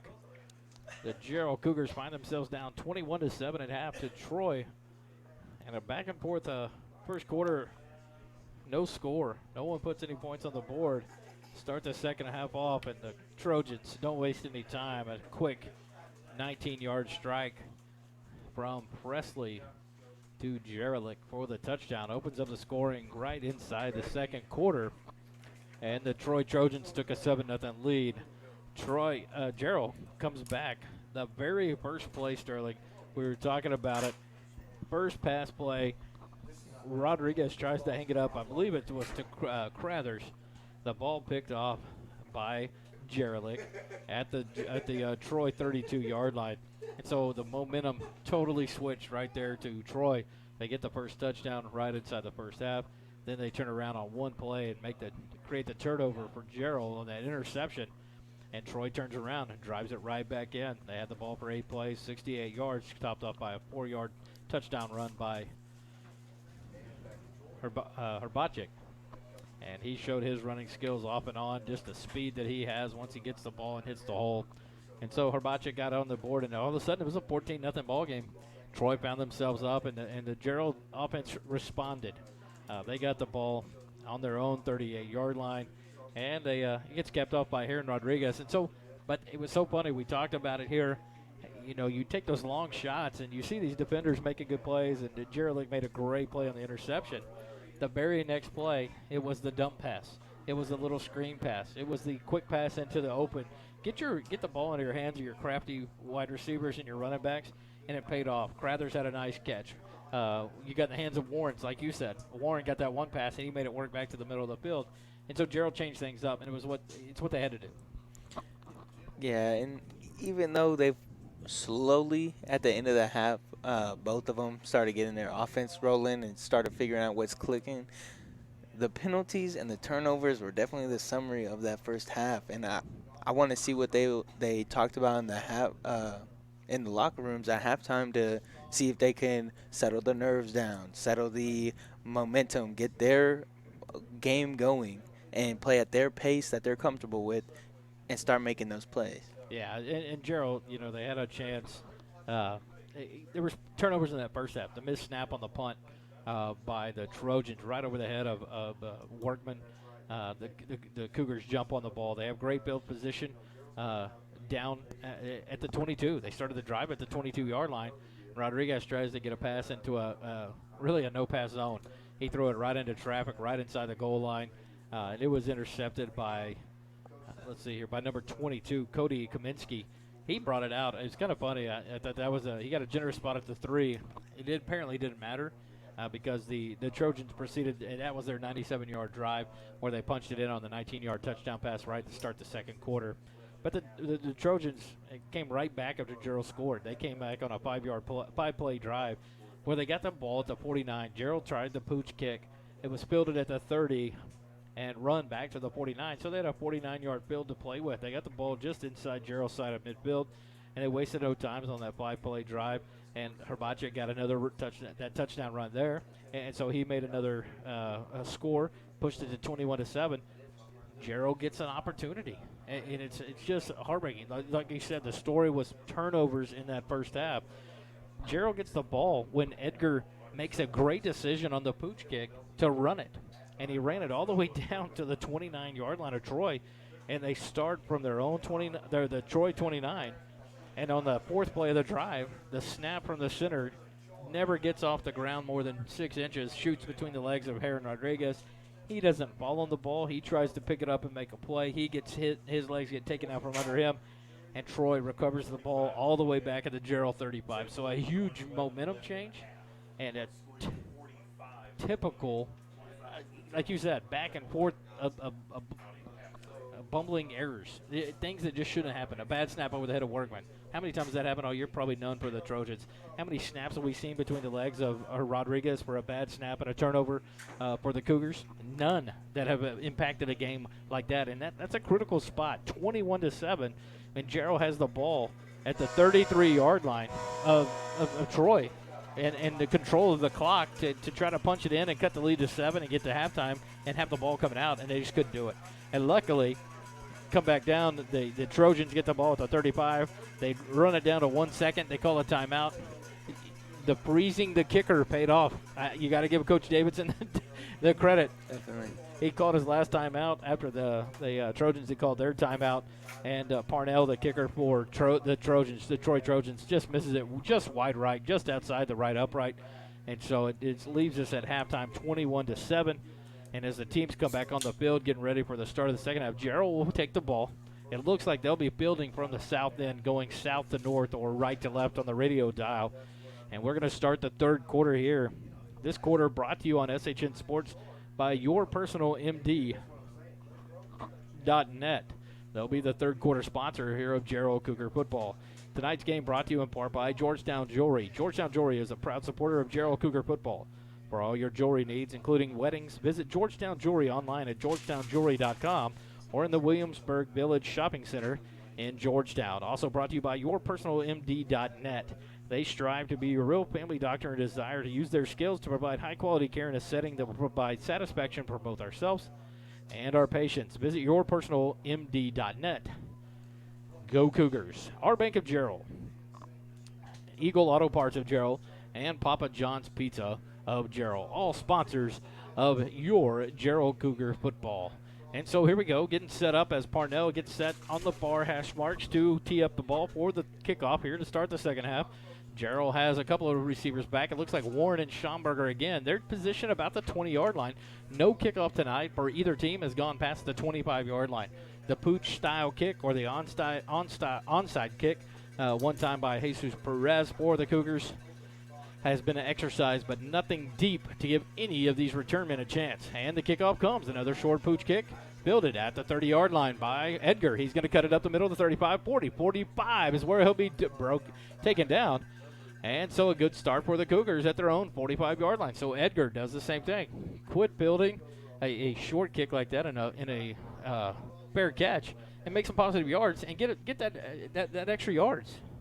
And I want to understand, like, the thought process behind these pooch kicks and short kicks. Maybe they're looking for a mistake to capitalize on and still get that possession back right off of that. It makes you wonder, do you not give Warren a chance to break something? But how many kickoffs are going to come back constantly to the 45, 50-yard line on a ball kick deep into the defensive backfield, the 10 or 5-yard line? Warren in motion. Rodriguez. Now it's Edgar at the quarterback. He hands it to Warren on a jet sweep right. He gets cuts back at the 48 to the 50, outside to the 45, and he'll be dragged down into Troy territory about the 44-yard line. So a nice 11-yard run on the jet sweep from Warren in motion. Edgar starts the second half as the quarterback here. So Rodriguez out for the Cougars at quarterback to start the half. An 11-yard gain brings it into Troy territory at the 44-yard line. Trips receivers left, two receivers right, an empty backfield with Edgar in the shotgun. Number 18, Aiden Edgar. Another Warren sweep, jet sweep left by Warren. He gets back to the 45, breaks a tackle, stays up the sideline, and he'll finally be ridden out of bounds about the 31. See where they spot him, maybe the 30-yard line.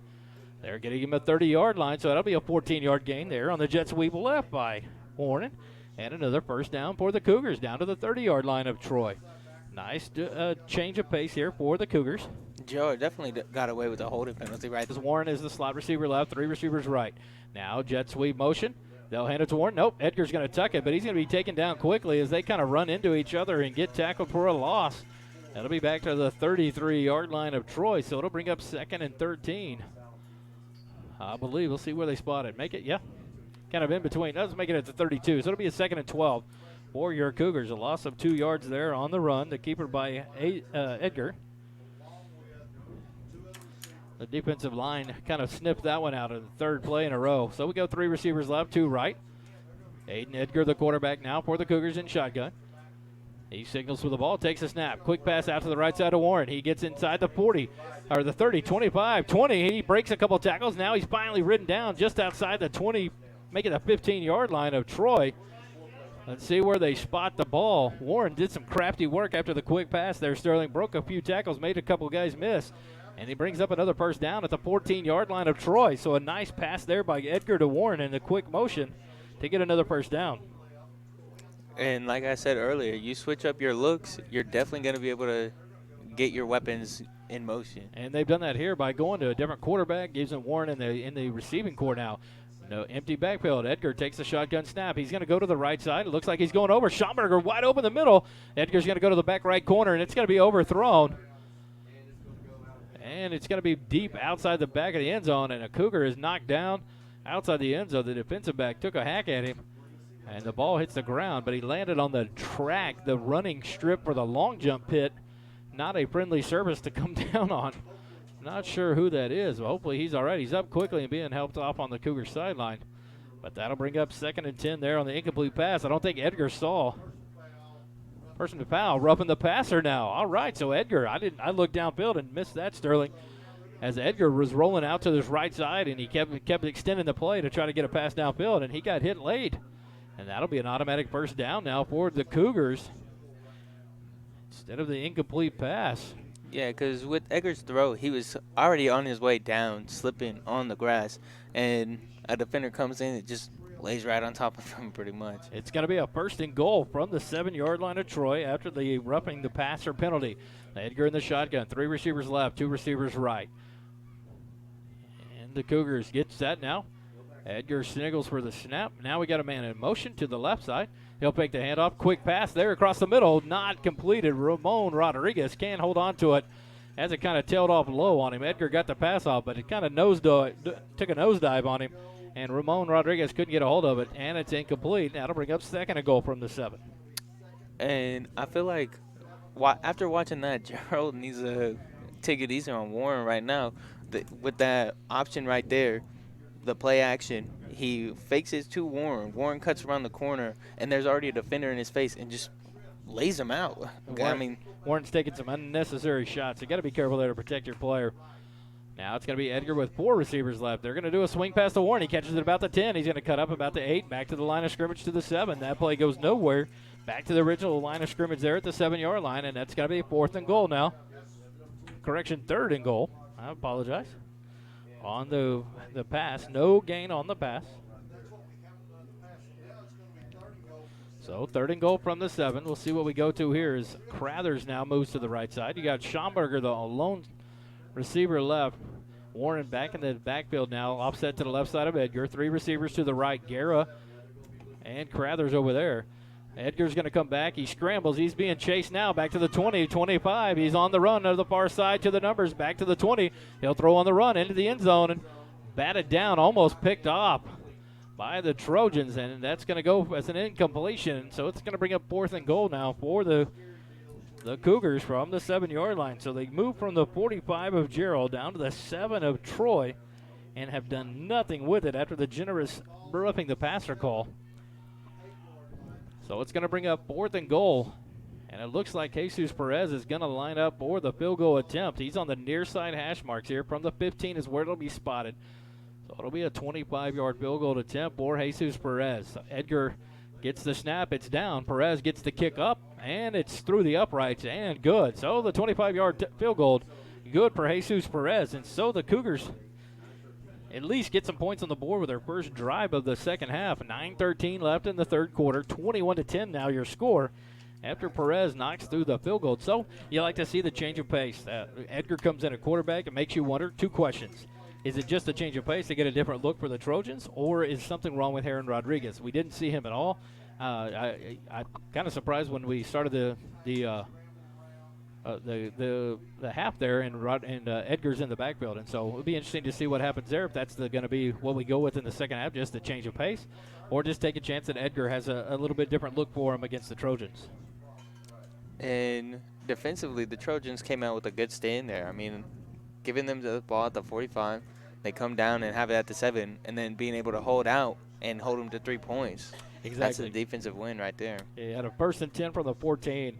We're up, and the passer gives a 1st and goal from the 7. And the Trojans defense bend but don't break on that play, on that series. And so a good job there by the Trojan defense. And so now the Cougars settle for a field goal, got the lead to 11, 21-10 here with 9:13 left in the third quarter. Perez sets to kick off, and the Cougars will prepare from the south end of the field. In the middle of the field, Perez has it teed up at the 40. Everyone back at the 45. Perez gets the signal.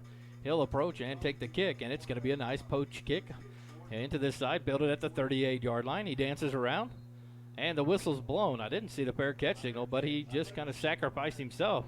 And if that's true, you can't give him the 41. He caught it at the 38. Worked out too well there.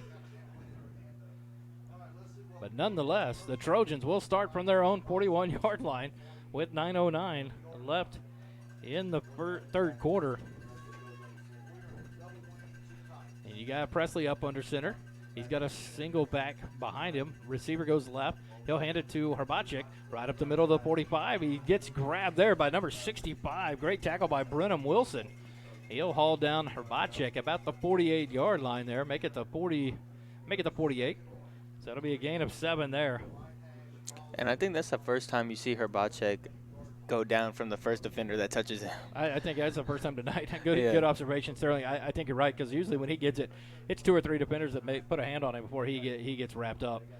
Real quickly, we got another single back formation. Presley's going to hand it to Sam Jones on the end around. He'll take it to the 45, 40, and he breaks free across the 30, 25, 20. Being chased down, 10, 5, and he's going to dive to the end zone.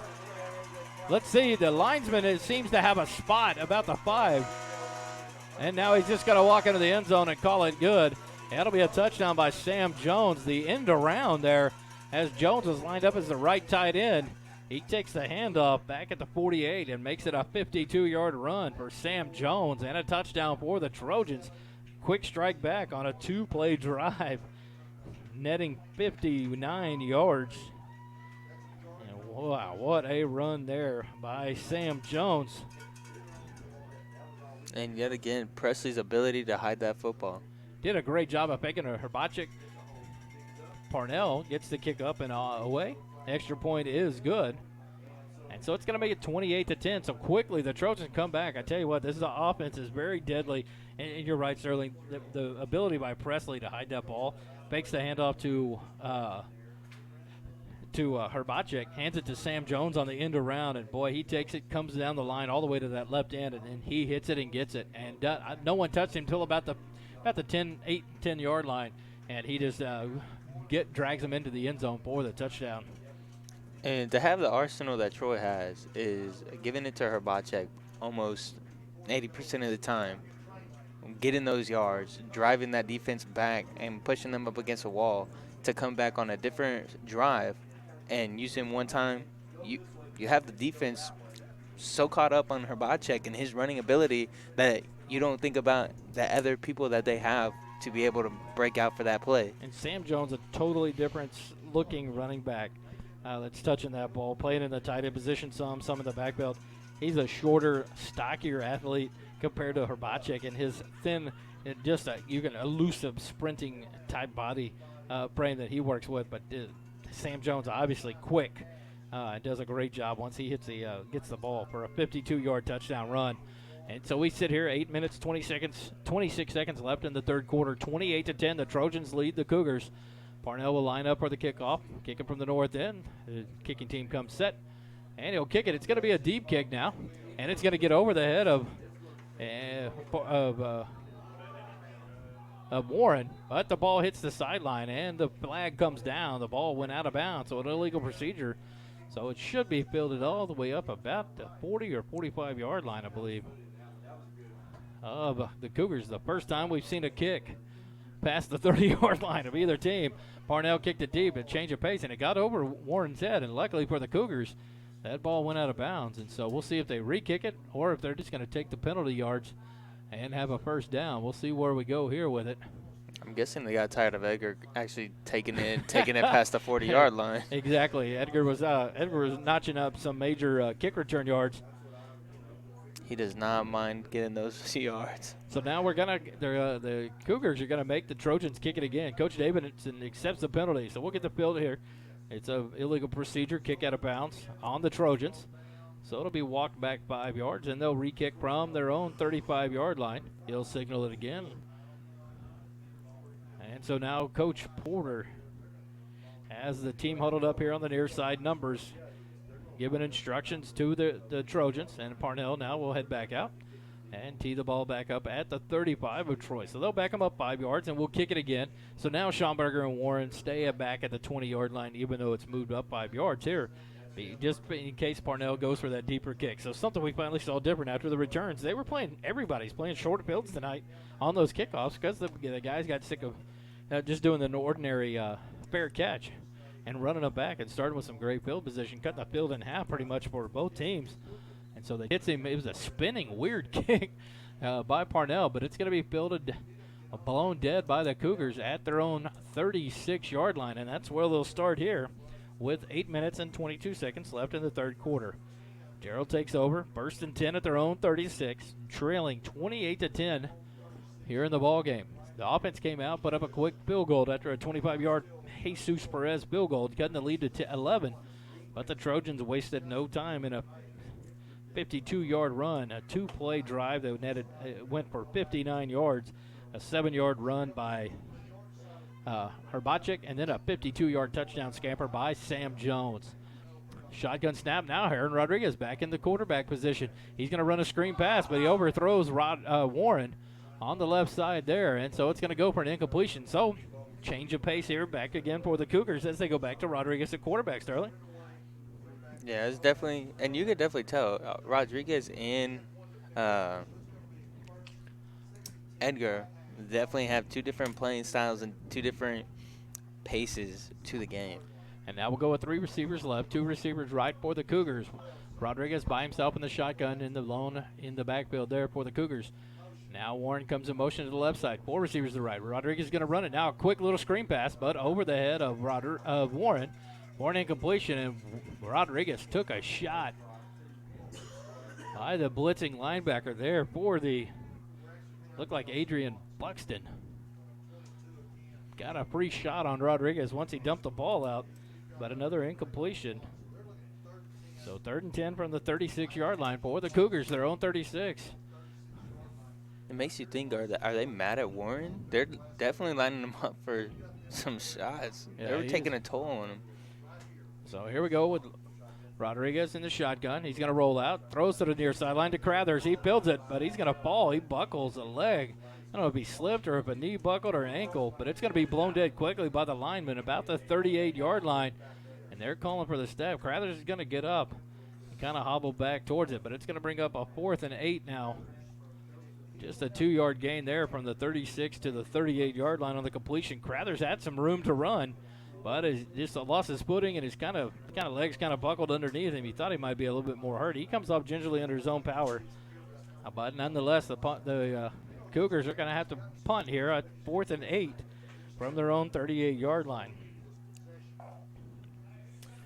Deep for the, see who's punting. Snap is back, and the punt is knocked. Nice punt, but Herbacek builds it at the 22. He stops right now, goes back left outside the hash marks to the numbers. He's built it. Oh, now he takes a shot, and he almost breaks free and finally gets ridden down by 3 or 4 Cougars and a tumbling Trojan over the pack. He's going to be blown dead. I tell you what, their forward momentum spots are just unbelievable tonight. Herbacek never even got to the 35-yard line. He gets spotted just short of the 35 or the 34 when he got hit at the 32 and driven back. But nonetheless, he'll take over there. The Trojans take over at their own 34-yard line after the punt. They have 7 minutes, 51 seconds left on the clock here in the third quarter. And they'll start from the 34-yard line. So a nice punt there by the Cougars. And now the Trojans have some work to do as they go back. Presley underneath the shotgun. Out underneath the center with a lone setback. He'll hand it to Herbacek. He takes his time reading the hole, and he pops out to the outside to the numbers. Now he stutters and comes back in, and now he gets hit and blown dead about at the 47-yard line. And a Cougar down and taking his time getting up. He's hurt, so they'll blow it dead here after a first down run by Herbacek. Man, he did a great job, Sterling. I don't know if you noticed that. It's almost like he was kind of just like a little slow saunter as he waited for that hole to develop, and then he just took off using that speed. What an amazing talent there for Herbacek. He gets it up to the 47-yard line and a first down for the. And being a junior and showing that patience is really positive right there. And Presley's going to take the snap, pitches it to the right to Herbacek. Copeland gets his hands on him about the 50-yard line, but he can't bring him down until about the 46-yard line, make it the 45 on the near side spot. So it'll be a gain of about 8. It'll bring up 2nd and 2 now from the Jarrell 45. What a run there by Herbacek. He got Copeland draped on him about midfield after about 3 yards, and he drug it just that momentum and unable to get Herbacek down until about the 45. So a nice short 2nd and 3. Make it 2nd and 2 here for the Trojans at the Jarrell 45. 6 minutes, 50 seconds left in the third quarter. Now we're going to have 2 line there. Herbacek unable to break free. He gets about a yard down to the 44 of Jarrell, but it'll be short. It'll be a 3rd and 1 now for the Cougars, or for the Trojans. 3rd and 1 from the Jarrell 44-yard line on the 1-yard gain there by Herbacek. They huddle up, get the play call, come back in. Presley will be back under center with Herbacek, the lone setback behind him. You'll have one receiver to the left, a little tight end, Sam Jones, offset. And now you'll get a man in motion to the left. 2 receivers left, none right. Quick handoff to Sam Jones. Sam Jones cuts from that left slot tight end spot, takes that handoff inside, and a quick pop for 5 yards and another first down. You get everyone focused on Herbacek. That opens up so many different opportunities for a pass or even one of those little slip behind your back handoffs like that. Here the Trojans go. Presley back under center with the lone setback. Herbacek about 5 yards deep. 2 receivers off to the right. He'll drop back. Now he's going to pass. He's got a receiver off to the left. He gets about a 10 and out. That ball is going to be incomplete.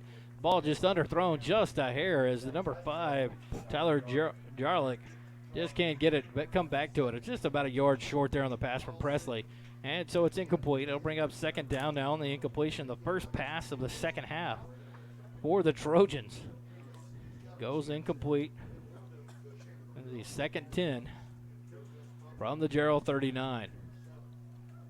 1, 2, 3, 4, 5, 6 straight runs so far, and then that pass there for the incompletion by Presley to Jarlick. Now it's back to the receiver. 1 left. He'll go in motion right. Presley under center with the lone setback. He'll turn around, pitch it to Herbacek. He'll go to the 40, 35. He skips outside of a tackle down to the 30, 25, and finally dragged down about the. Wow, not even seen there. There it came. There's a good job by a referee. Watch it. Number 22, Cody Kaminsky. That was horrible. He kicked the Cougar down on the ground. That is a very unsportsmanlike play. I'm glad they saw it. That's you've seen some play going on after the game, but that is so unsportsmanlike for a young man to kick another man on the ground. And luckily the back referee saw that. What happened leading up to it, I don't know. As we turned and looked, we were watching Herbacek breaking tackles and making men miss. But I mean, that's also something we've been seeing over the 22. Kaminsky has been kicked out of the ball game. He just got ejected from the ball game after kicking the defender down on the ground. And so you're going to have a first down that got taken down to about the 21-yard line of Jarrell. And now you're going to be, after the play, it's going to be a 15-yard penalty. And that's going to call the 15-yard penalty, so it should be a 1st and 25 now. For the Trojans, they step it off from the 21. And that's going to be hard to explain to those coaches because none of them were looking towards right here on the sideline.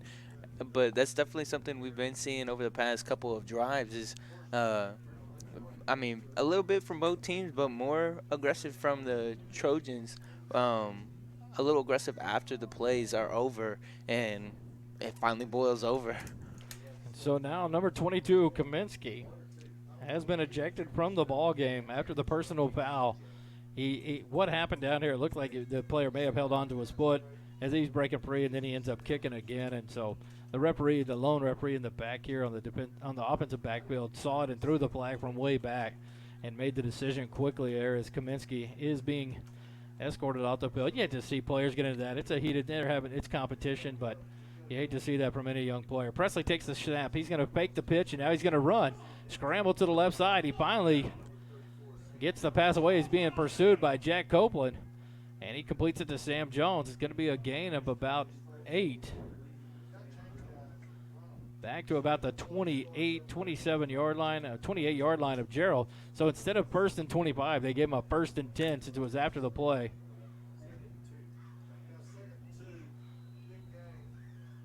So now what's being called here. Now they have, looks like Coach Amos Davidson's called a timeout. He's in the ear of the referee on the far sideline at the 40-yard line talking to Coach Davidson. There's an 8-yard gain there on the pass to Sam Jones. Another completion. Gets it down to the 28, brings up a 2nd and 2. So a lot going on there in that whole series as Hrbacek made the great run, gets down to the 21. After the play, you get the unsportsmanlike conduct, and the Kaminsky kicked out of the ball game. It takes the ball back to the 36 of Jarrell, and then quickly Presley fakes the pitch to Hrbacek, makes the rollout, the bootlegs to the left, and makes a throw on the run to avoid Jake Copeland, the big man trying to chase him down, and gets an 8-yard gain on first down for the Trojans. Brings up a short 2nd and 2 now, here with 4 minutes and 50 seconds left in the third quarter. And so now after the timeout, not sure what brought it, but Coach Davidson had a visit with the referee. So now the Presley will be back under center with one running back, Hrbacek behind him in the backfield. He'll turn and hand it to Hrbacek. He stutters and now takes it up to about the 25 to the 24, 23 before he's hit and driven back. And nonetheless, it'll be another first down as Hrbacek does his job there, getting some positive yards down to the 23-yard line of Jarrell, where it'll be a 1st and 10, a nice 5-yard gain by Hrbacek.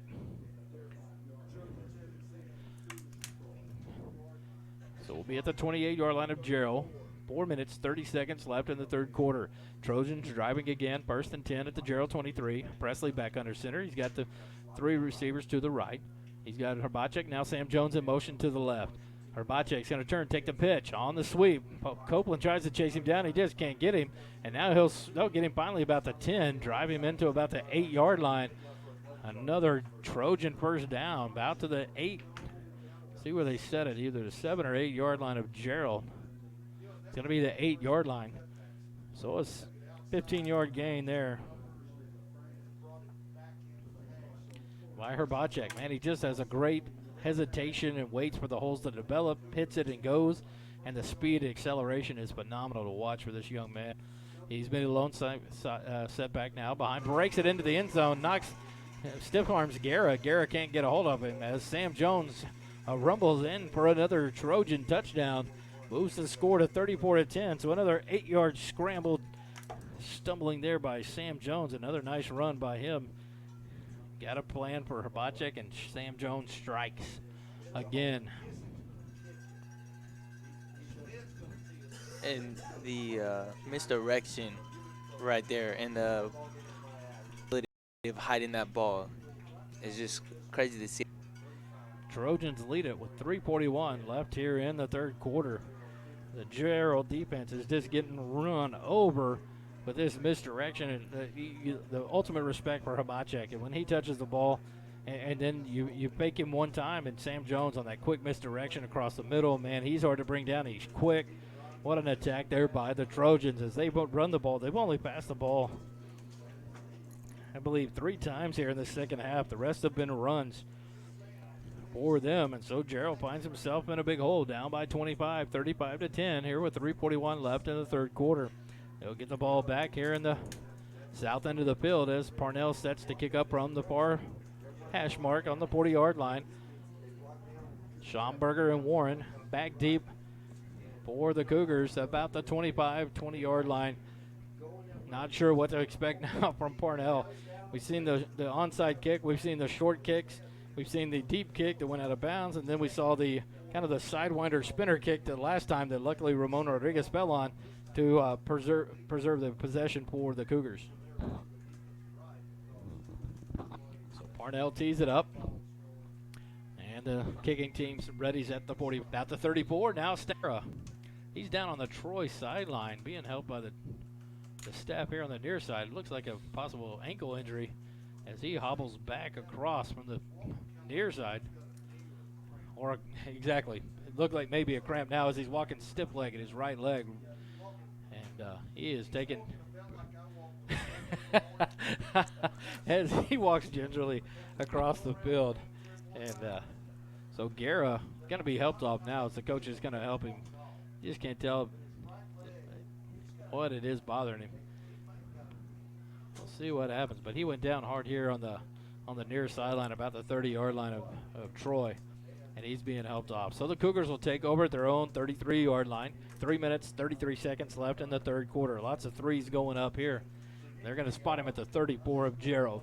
So they'll take off. Let's see, Heron Rodriguez back at quarterback. Warren offset to his right side. You got two receivers right, one receiver, Schomburger, the lone wide receiver left for the Cougars. Rodriguez will take the shotgun snap. And he'll fake the handoff and a quick pass to the right side about the 41-yard line. Caught by Crathers. He breaks the tackle across the 47 to the 50 where he's taken down. A nice 16-yard gain by Crathers. And another first down for the Jarrell Cougars. They get it to midfield, and that's where they'll go here. Quick pass there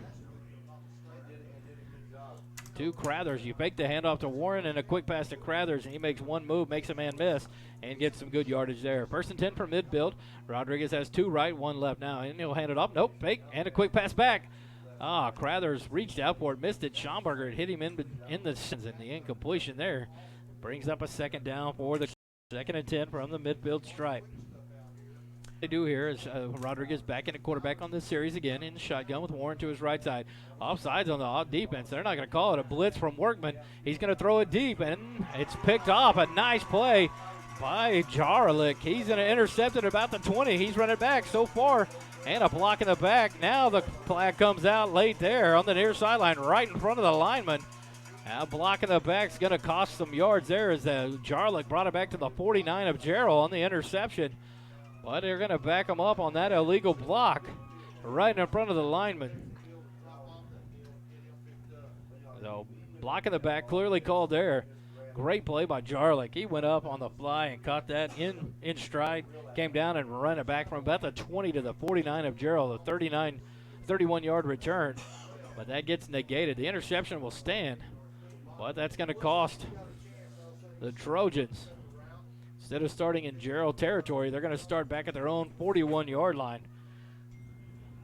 So Jarrell had the ball at their own 34, get a nice quick pass for 16 yards for a first down to midfield.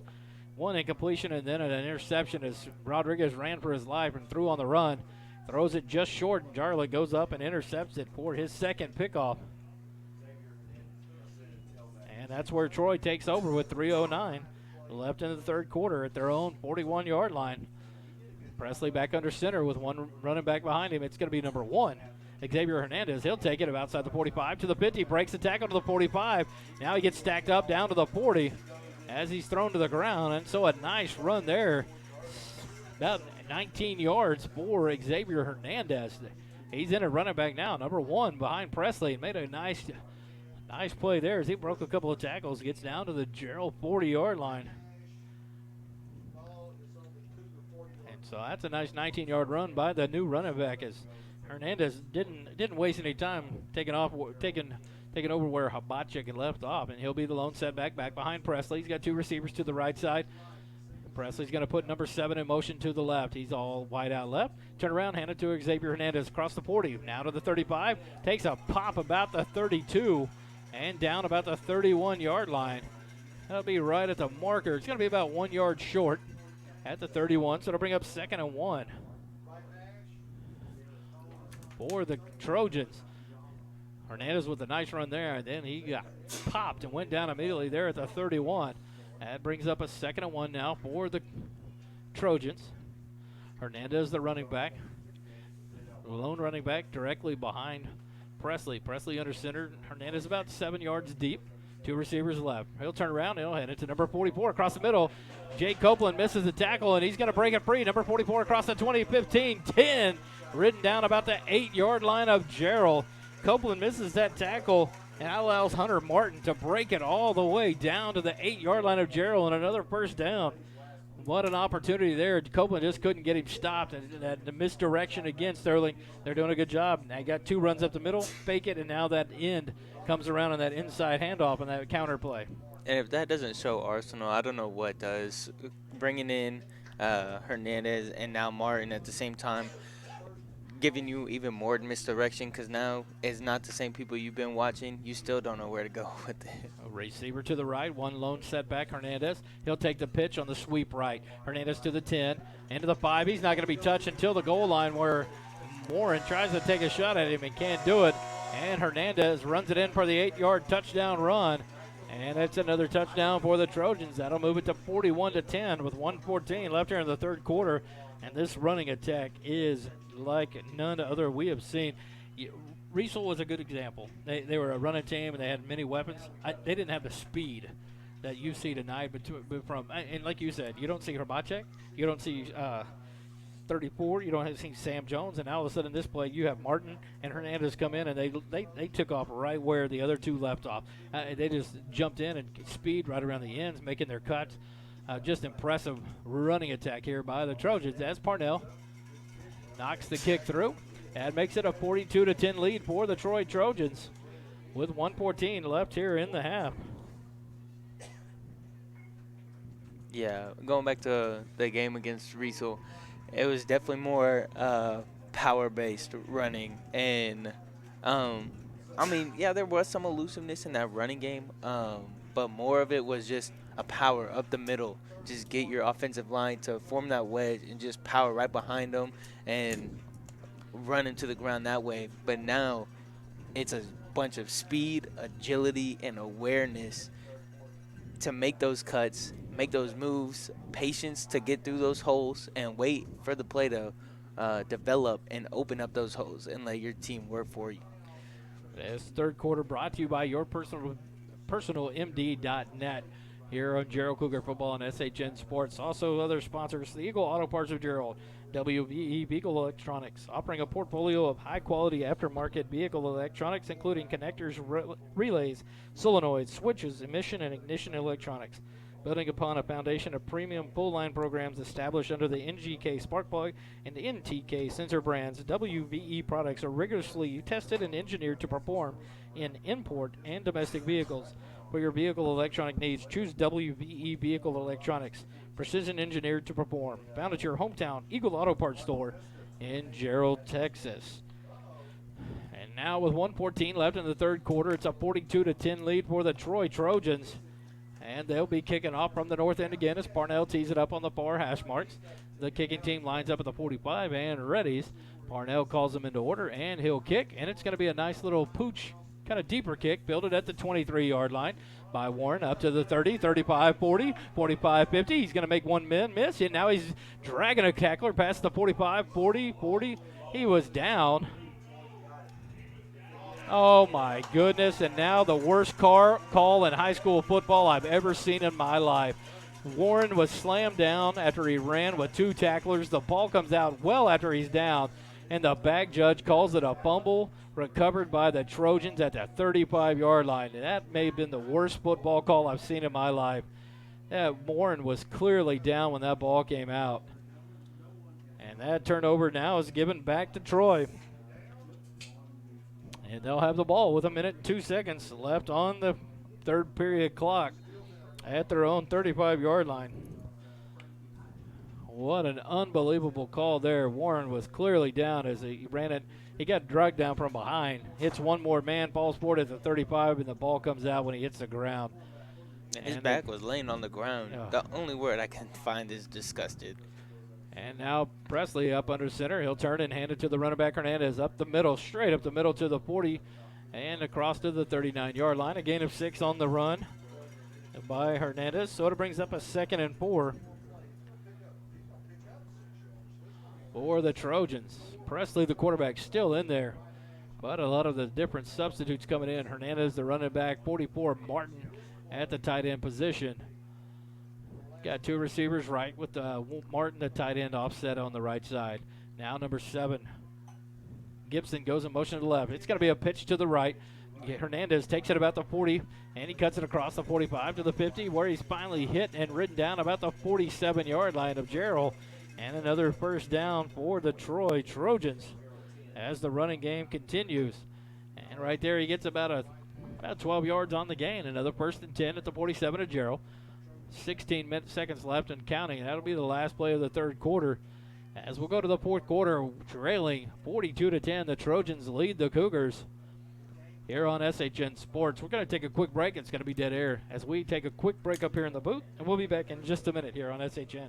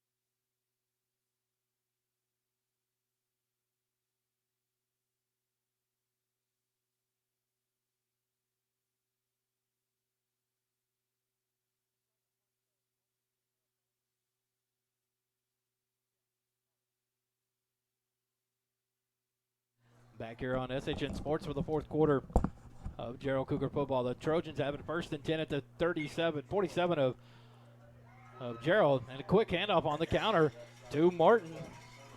And he bumbles up the middle for a nice run all the way down to the 35 of Jarrell. A nice little 13-yard run, 12-yard run there for the Trojans. Make it 13. They're going to spot him at the 20 or the 34 of Jarrell. So another first down there. Martin on the scamper right up the middle. That counter is just hard to defend. And the Trojans run it to perfection. Presley up under now with the I formation. He'll pitch it to Hernandez to the left side. He gets outside the 30 to the numbers, 25 down to the 21, where he's ridden out of bounds by number 14, Brady Gola. But that'll be another first down at the 21-yard line of Jarrell. A little 13-yard run for Hernandez on the pitch, on the sweep there. Presley gets the play on the near side. He's going to go back in now.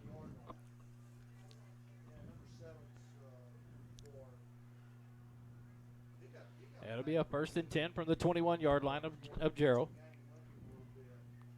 Presley in under the center. He'll take it. He's going to hand it to Martin on the counter back across the 20, 15. Crathers does a good job of wrapping him up there at the 15, falls forward to the 14, and we'll step a little more to the 13. So a nice little gain there by Martin on the counter. Down to the, let's spot him at the 14-yard line of Jarrell. So a gain of 7, being up 2nd and 3 for the Trojans as they continue to just run the ball here and getting chunks of yardage on the different plays. And it's a lot of the same things you just see back and forth. The left side, right side, Sterling, you get a sweep left, a sweep right, a handoff to Hernandez up the middle, and then that counter to the tight end around the end. The opposite direction, it just is hard to stop. Handoff up the middle to Hernandez. He's going to cut up to the 12, gets chopped about the 10-yard line, falls forward to about the 9-yard line. That'll be another first now, first and goal. Nice play by number 63 for the Cougars, Gaddison. He cut the legs up under Hernandez, but he fell forward for about a 4-yard gain after that. It's with that speed. And so now it's first and goal from the 9-yard line of Jarrell. He'll hand it to Hernandez right up the middle. He'll drive past the 5, 4, and carries the pile down to the 3, maybe the 2-yard line. Let's see where they spot it. It'll bring up a second and goal for the Trojans. It's going to be from the 2-yard line of Jarrell. And they just are hard to stop. That running game is just nonstop. Right up the middle, they hit the hole quickly. They take the ball, and they are running downhill from the word go. As Presley continues to maintain control of this offense for the Trojans. 9 minutes, 20 seconds left here in the ball game. Presley back up under center, 2 receivers off to the right side. Hernandez lined up directly behind him. Now you get a man in motion to the left side. He'll turn around, pitch it to Hernandez. He'll stop, cut back to the right, and a good defensive play there. Let's see who broke through the line. Number 50.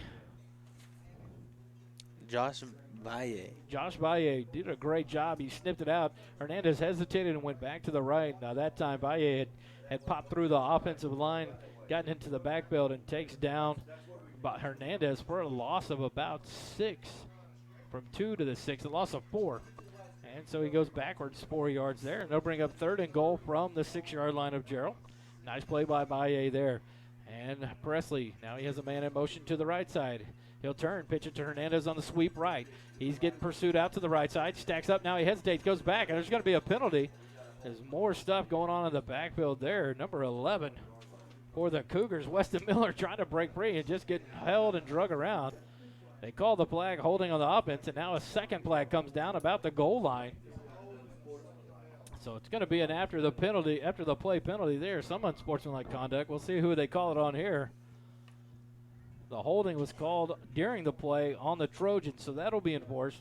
This will be after the play, so we'll see what happens here. It's 3rd and goal. We'll see what happens as the referee comes over. He's going to signal. Holding on the offense. And that's the only penalty he has thrown. So let's see here. Now, unsportsmanlike conduct will be on Jarrell. So we get it back to the 15-yard line. And then it'll go half the distance to the goal. So now it'll be 1st and goal.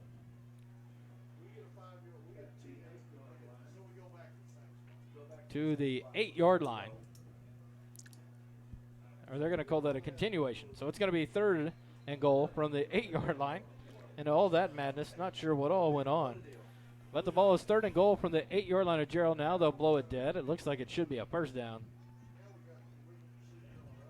I thought the penalty was after.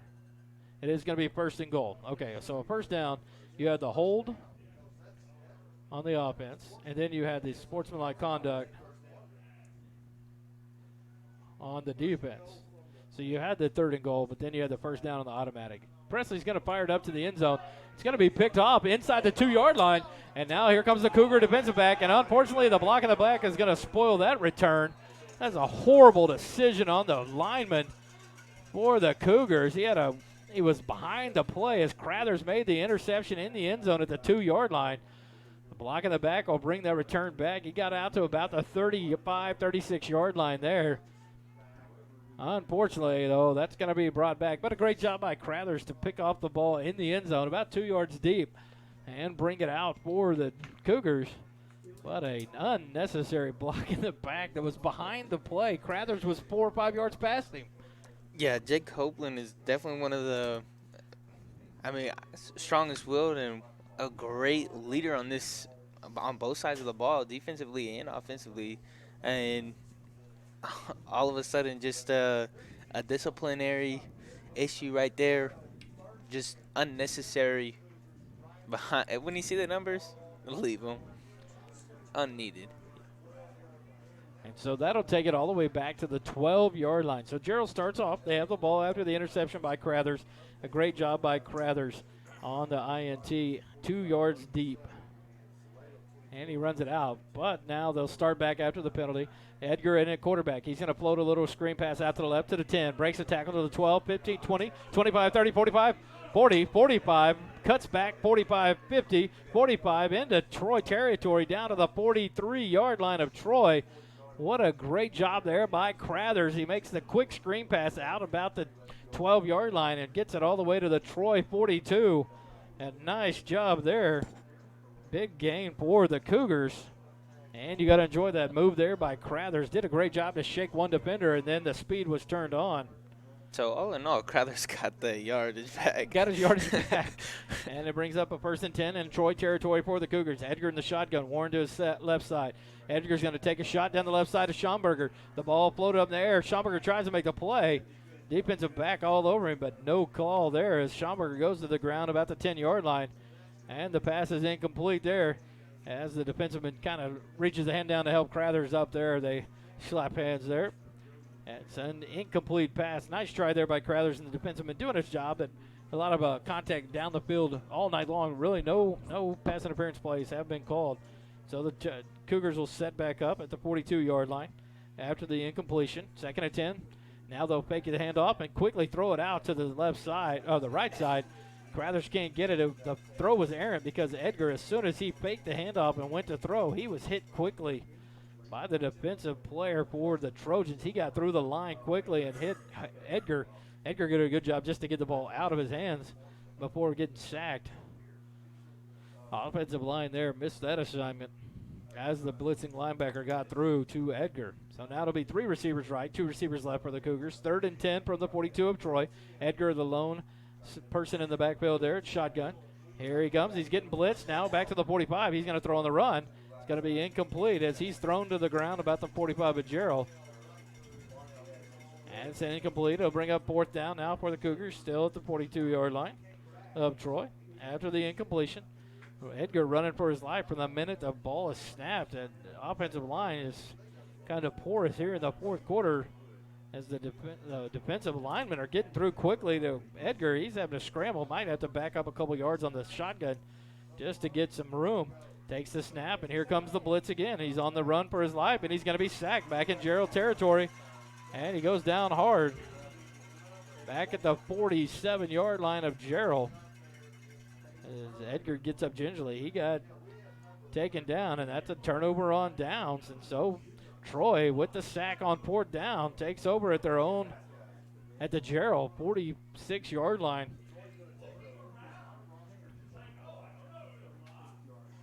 So that sack there just kills the momentum. Turnover on downs. And Troy takes over. 7 minutes, 8 seconds left here in the ball game, leading the game 42-10, and take over from the Jarrell 46. That's just rough. At that point, if I was Edgar, I just spiked the ball at the feet. Well, the one thing is you would have liked to see him back up a couple yards to give himself any kind of time. Now the pitch from Presley. He's going to pitch it to Hernandez, I believe, again. He breaks the tackle about the 42-yard line, down past the 40 to the 38, 37. He'll finally be taken down at the 36-yard line. It looks like it's going to be right at the marker for a 1st down. Now it's going to be 1 yard short. They're marking him. The far side guy is marking a 1st down when he had to get down to the had to get down to the 36. He's a yard short of the 1st down, and they give him the 10 yards anyway. But the ball's spotted 9 yards short. So a 9-yard play there gets another 1st down for the Troy Trojans at the 37-yard line of Jarrell. So I'm not sure how we got that one there on the 9-yard gain for a 1st down on 10 yards needed. And now the Trojans taking their time. Presley back under center with Hernandez about 8 yards deep. He'll turn around, pitch it to the left side. Hernandez takes it outside to the numbers to the 40, 35-30. And he's driven out of bounds there by Gola. And let's see where they spot him down. It'll be about the 30, make it the 28-yard line. So now it'll bring up a 2nd and 1. For the Trojans, 6 minutes, 20 seconds left on the clock. Not sure why the clock has stopped. He ran out of bounds. I'm surprised the clock isn't running here with a 42-10 lead in the 4th quarter, but they've stopped it. And Troy will huddle up. Presley still at quarterback for the Trojans. He's got a receiver to the right, a tight end offset to the left. One running back to his behind him. Hernandez takes it. Tackle miss. He breaks one up past the 25, down to the 21, 20-yard line. He drags the tackler down to about the 19-yard line of Jarrell for a 9-yard run there. And another 1st down for the Trojans. And on that run there, you see the Jarrell defense. They're so used to the misdirection, they all spread out and leave that hole wide open for a straight-up run. And Hernandez didn't go anywhere but straight forward. And just ran north and south and did a good job there for the 9-yard run to bring up another 1st and 10 at the Jarrell 19-yard line. Hernandez single setback behind Presley. He's under the center. Got one receiver right to offset tight end just off the line on the left side. Presley puts the man in motion to the left. He'll turn around, expect the pitch here to Hernandez, off to the left side, and he does. Gets to the 20, and now he stops. Tries to stay in. Like he was trying to switch motions. He was being tracked down there by number 75, who is not on the roster here. I thought it was Brindle. I don't have number 75. Yeah, I do. Kirby Emerson. He did the pursuit there. He got Hernandez to fall down after about a 3-yard gain. Gets down to about the 17-yard line. Make it a 2-yard gain, so it'll bring up 2nd and 8. For the Trojans, 2nd and 8, 5 minutes, 10 seconds left here in the ballgame. They huddle up and take the play. Break the huddle, about 10 seconds left on the play clock. Presley will be up under center, tight end to the right side, one receiver right. Hernandez alone setback behind him. Presley will snap the ball with 1 second left on the play clock. He drives up the middle, escapes the tackle about the 15, gets down to the 13, where he's saddled and ridden down by number 14, Gola. Gola active here from the defensive backfield, making tackles tonight. He'll stop Hernandez about the 12, making the 13-yard line. So a gain of 4 there by Hernandez. And it brings up a 3rd and 4 now for the Trojans. 4 minutes, 30 seconds and running on the clock. 42-10, the Trojans lead the Cougars. They have the ball at the Jarrell 13-yard line. They'll break the huddle with about 12 seconds left on the play clock. Presley will go up under center with Hernandez alone setback behind him. One receiver right, tight end offset to the right side. Presley goes under center, and he'll snap the ball with about 2 seconds left on the play clock. Turn, handed to Hernandez. He goes right up the middle, breaks a tackle, gets down past the 10, down past the 8, 7, and finally taken down about the 5-yard line by several Cougar defenders, and that'll bring up a 1st and goal again. A nice little 8-yard run there by Hernandez. I tell you what, sir, he's doing nothing but running downhill. He takes that ball and he's going full head of steam right up the middle, and the Cougars are just it's either you stop him or don't, and he is running right up the gut. 4 minutes now left on the clock. Coach Porter sends in the play with Presley and the receiver number 12, Jace Schmidt. He'll go the lone receiver to the right side. Presley will be up under center. 3 seconds left on the play clock. Quickly takes the snap. 1 second left. Pitch to the right side. On a sweep to Hernandez. Up by the 5. Runs over a man into the end zone for the touchdown. A lot of after-play stuff by the Trojans. I'm not impressed with the after-play antics by some of these players. Flags are not being thrown. But even there, one of the linemen turned around and looked at the umpire like, did you not see this stuff going on? And they're putting a licking on these Cougars as Hernandez takes that right pitch and runs it into the end zone for another touchdown. Hernandez has come in and just put up a will of a second-half performance for the Trojans. They now lead at 48-10 as Parnell gets ready to kick the extra point. Yeah, and all this misdirection, like, even though they're not doing it as much anymore, it makes you look like it's a trick play the first time you've seen the trick play, but they're doing it every single play. It's hard to defend. Yeah, it's hard to. It's almost like you wonder if you've got to commit 8 players to the box to stop either the downhill run or the misdirection, and you just have to have people stay home, and you just hope that the 2 receivers out there can be covered one-on-one or with 2 defensive backs and a safety floating, because this running game is just impressive. You talk about it with Herbacek, and then you talk about Sam Jones, and then you talk about Xavier Hernandez and Martin, and just a talent. And the quarterback, Presley, hasn't had to run at all. It's amazing. He's been protected. He hands off quick passes. He hasn't been hit much. He's been sacked several times, but not about like some of the McClintock with Riesel that we saw with last week with Buck Parsons and Lago Vista. Those quarterbacks take licks when they are out running. And Presley here with Troy, they've got so many different weapons that Presley's really not exposed to that torture as he has to run the ball. He's just able to hand it off, and his running backs go to work. So we got a 49-10 ball game. Troy leads it with 3 minutes, 42 seconds left in the ball game. Parnell will kick it from the 40-yard line of Troy. There on the far side hash, he tees it up. The Cougars back on the north end of the field, ready for the kick. Schomburger and Warren deep at the 20-yard line for the Cougars. Parnell lines his team up, ready on the 45-yard line. And he'll kick it short to the near side. Fair catch taken by Ramon Rodriguez at the 30-yard line of Jarrell. And that's where they'll take over at their own 30-yard line with 3 minutes, 40 seconds left in the ball game. So we'll see what happens here. Do they work on anything? Do they prep next week for next week's game? What we got to see is next week they got a tough game. Jarrell goes back home, but they face a tough Cameron Yo team that's not happy from their first week results. This week, Cameron Yo has a game against Little River. I believe it was, or Rockdale. I can't remember who they played. I had to pull back up my notes, but Cameron Yo's going to come in, and they're a tough team, and Jarrell's got to be prepared for another battle. Quarterback takes the ball. Edgar hands it off to Warren. He's going to make a miss, and he runs over a defender at the 40 and then at the 45. And I tell you what, that's going to be Martin Torres in it running. And what a run by Torres up to the 45-yard line, a 15-yard run. I tell you what, Torres was ready to run over people, and he did. He ran over 2 defenders from Troy. And boy, howdy, he did some work there. Nice run by Torres. Whether that was anger or just a chip on his shoulder, he did his job, and he looked like Warren out there with the elusiveness. Edgar takes a snap, hands it to Warren. He's hit quickly in the backfield and slung down for a 5-yard loss. Number 74, Thomas Allen, makes a great hit. I tell you what, this offensive line has got to be getting worn out. These defensive linemen are getting through the line quickly. As Allen there, he stepped through, but Tom Martin got the ball.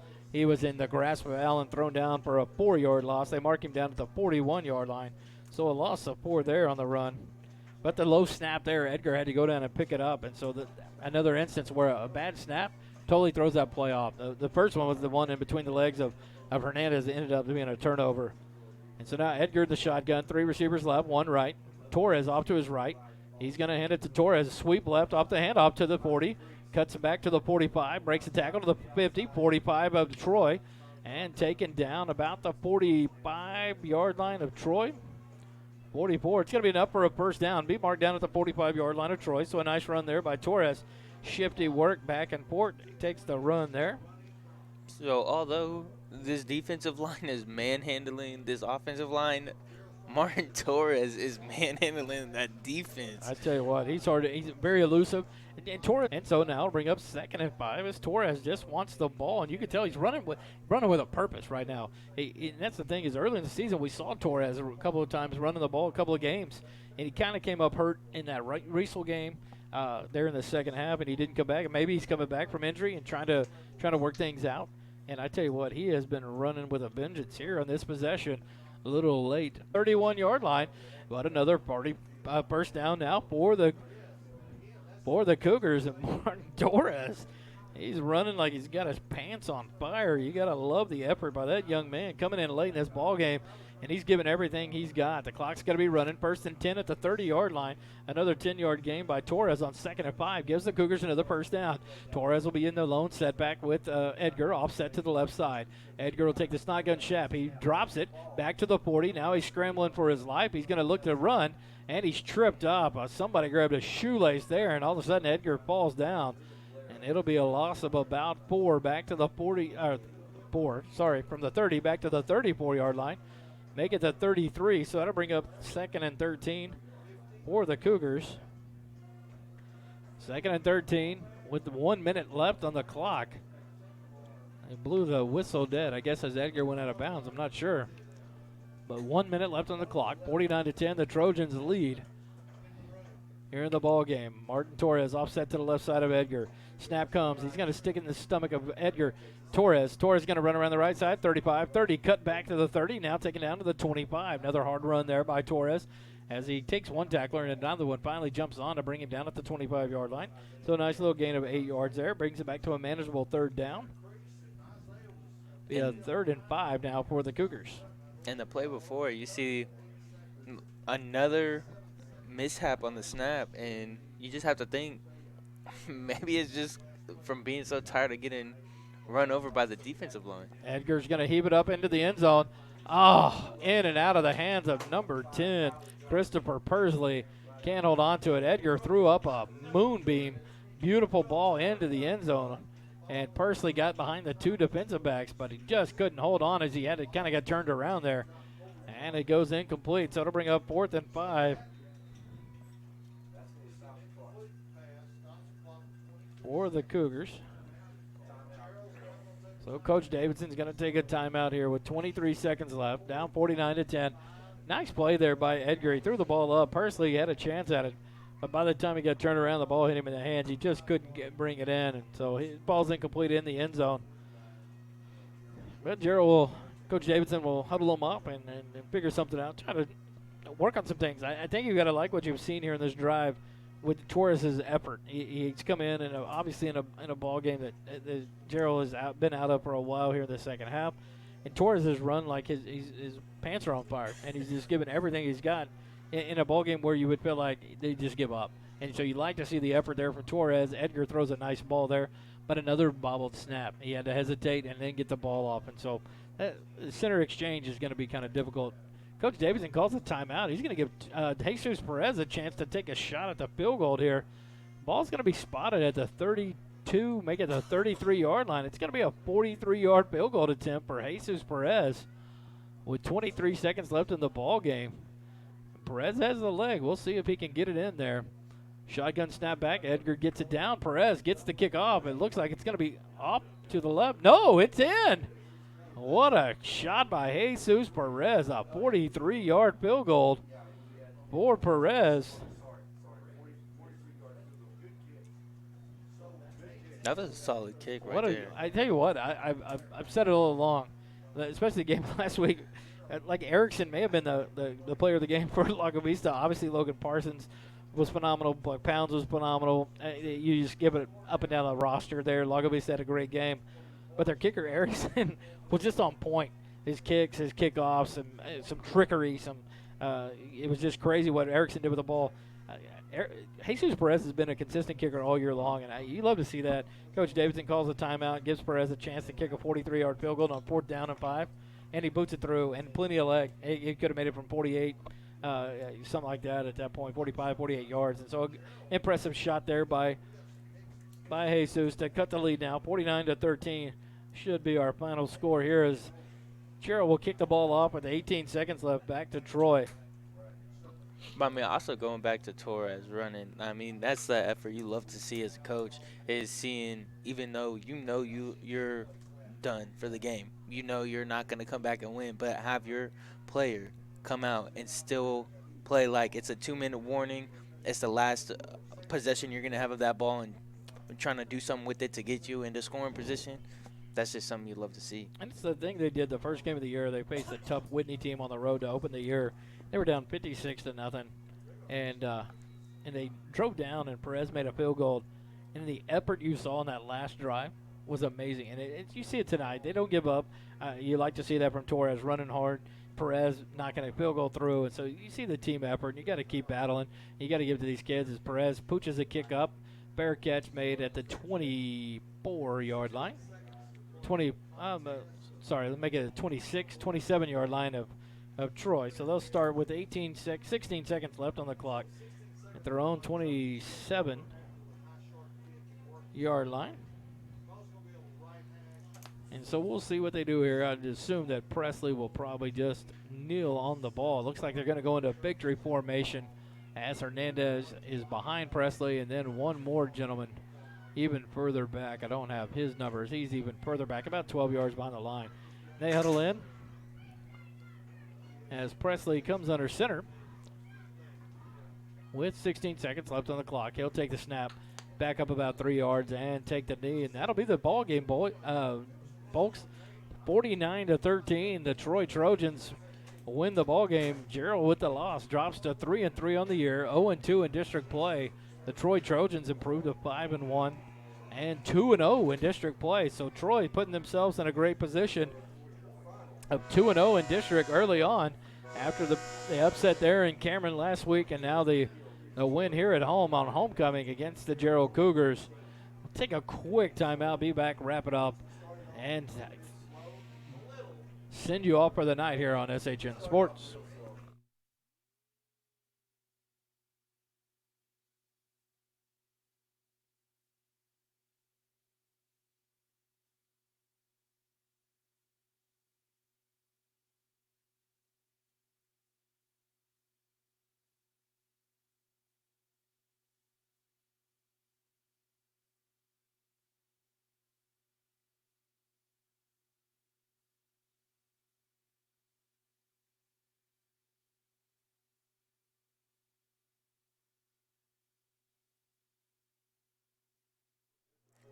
Welcome back to SHN Sports coverage of Jarrell Cougar football. I'm Wally Harmon along here with Sterling as we close it out tonight. The Jarrell Cougars on the road at Troy followed in defeat 49-13 to a very impressive Troy Trojan team. I tell you what, the running game is just on point, and what a difficult team to stop. And all the weapons that they have between Xavier Hernandez, the backup running back, let's see here, number 44, what was it? Hunter Martin, the backup tight end running back. Sam Jones, Herbachik, the running back, number 21, impressive. You know what? The one thing we didn't see a lot of tonight was old Bo Workman. He was one that did a number last week on the road at Cameron when they came up with the win. And so Bo Workman didn't have a big game to hurt the Cougars, but he didn't need to. Presley didn't have to have a big game passing the ball. He had a good game managing the offense. Between the running back of Herbachik and Xavier Hernandez was about enough that the Trojans needed to deliver tonight. And so the Trojans come away with a big win and move to 2-0 in district play here. The Cougars fall to 0-2. And so next week the Cougars will be at home against Cameron Yo. I'll be on the road and out of town and not on the call. Well, not sure who will be on the call, but stay tuned to SHN Sports and Jarrell Cougar football as we figure out what's going to happen next week. And then I'll be back for the game on the 25th at Little River Academy. Next week, the Trojans will be at Little River Academy for their next district game and their attempt to go to 3-0 and kind of take over first place there if they can of the district. Be interesting to see what happened across the district tonight as Rockdale played their first district game. Cameron Yo played again, or Cameron Yo was on the snide this week. They went 0-1 and then had a week off, and so they're sitting there 0-1 no matter what coming in next week's game against Jarrell at Jarrell. And so, what a rough night here for the Cougars. They didn't give up. Martin Torres, I tell you what, you got to be impressed with his effort as he came in there in the last series and ran the ball hard. And Jesus Perez with a beautiful 43-yard field goal kick. So the Cougars fight on. They go into next week in a tough game at home, and they got to prepare, and then they get the bye week after that. We thank you for listening tonight here on SHN Sports, coverage of Jarrell Cougar football. For Sterling Harmon, I'm Wally Harmon. We thank you for our sponsors, Georgetown Jewelry, Rob Hip Insurance, YourPersonalMD.net, Oak Ridge Disciple House, Papa John's Pizza of Jarrell there on I-35. And we thank all the sponsors that help bring Jarrell football here on SHN Sports. Our bank at Jarrell. When you do business with our bank, our community bankers will take time to listen to your financial needs and desires in order to help you create unique solutions that will allow you to achieve these goals. We have solutions for your personal and business needs or a combination of the two. Visit ourbanktexas.com, member FDIC, equal housing lender. YourPersonalMD.net strives to be the real family doctor and desires to use our skills to provide high-quality care in a setting that will provide satisfaction for both ourselves and our patients. Visit YourPersonalMD.net. Georgetown Jewelry and Ricky Poe, proud supporter of Jarrell Cougar football. For all your jewelry needs, including weddings, visit Georgetown Jewelry online at georgetownjewelry.com or in the Williamsburg Village Shopping Center in Georgetown. And the Eagle Auto Parts of Jarrell. WBE Vehicle Electronics, offering a portfolio of high-quality aftermarket vehicle electronics, including connectors, relays, solenoids, switches, emission, and ignition electronics. Building upon a foundation of premium full-line programs established under the NGK Sparkplug and NTK sensor brands, WBE products are rigorously tested and engineered to perform in import and domestic vehicles. For your vehicle electronic needs, choose WBE Vehicle Electronics, precision engineered to perform. Found at your hometown Eagle Auto Parts store in Jarrell, Texas. And Jarrell, Papa John's Pizza of Jarrell, Texas. We thank them for their support of Jarrell Cougar football. For Sterling Harmon, I'm Wally Harmon. Thank you for listening tonight on SHN Sports. Have a good evening.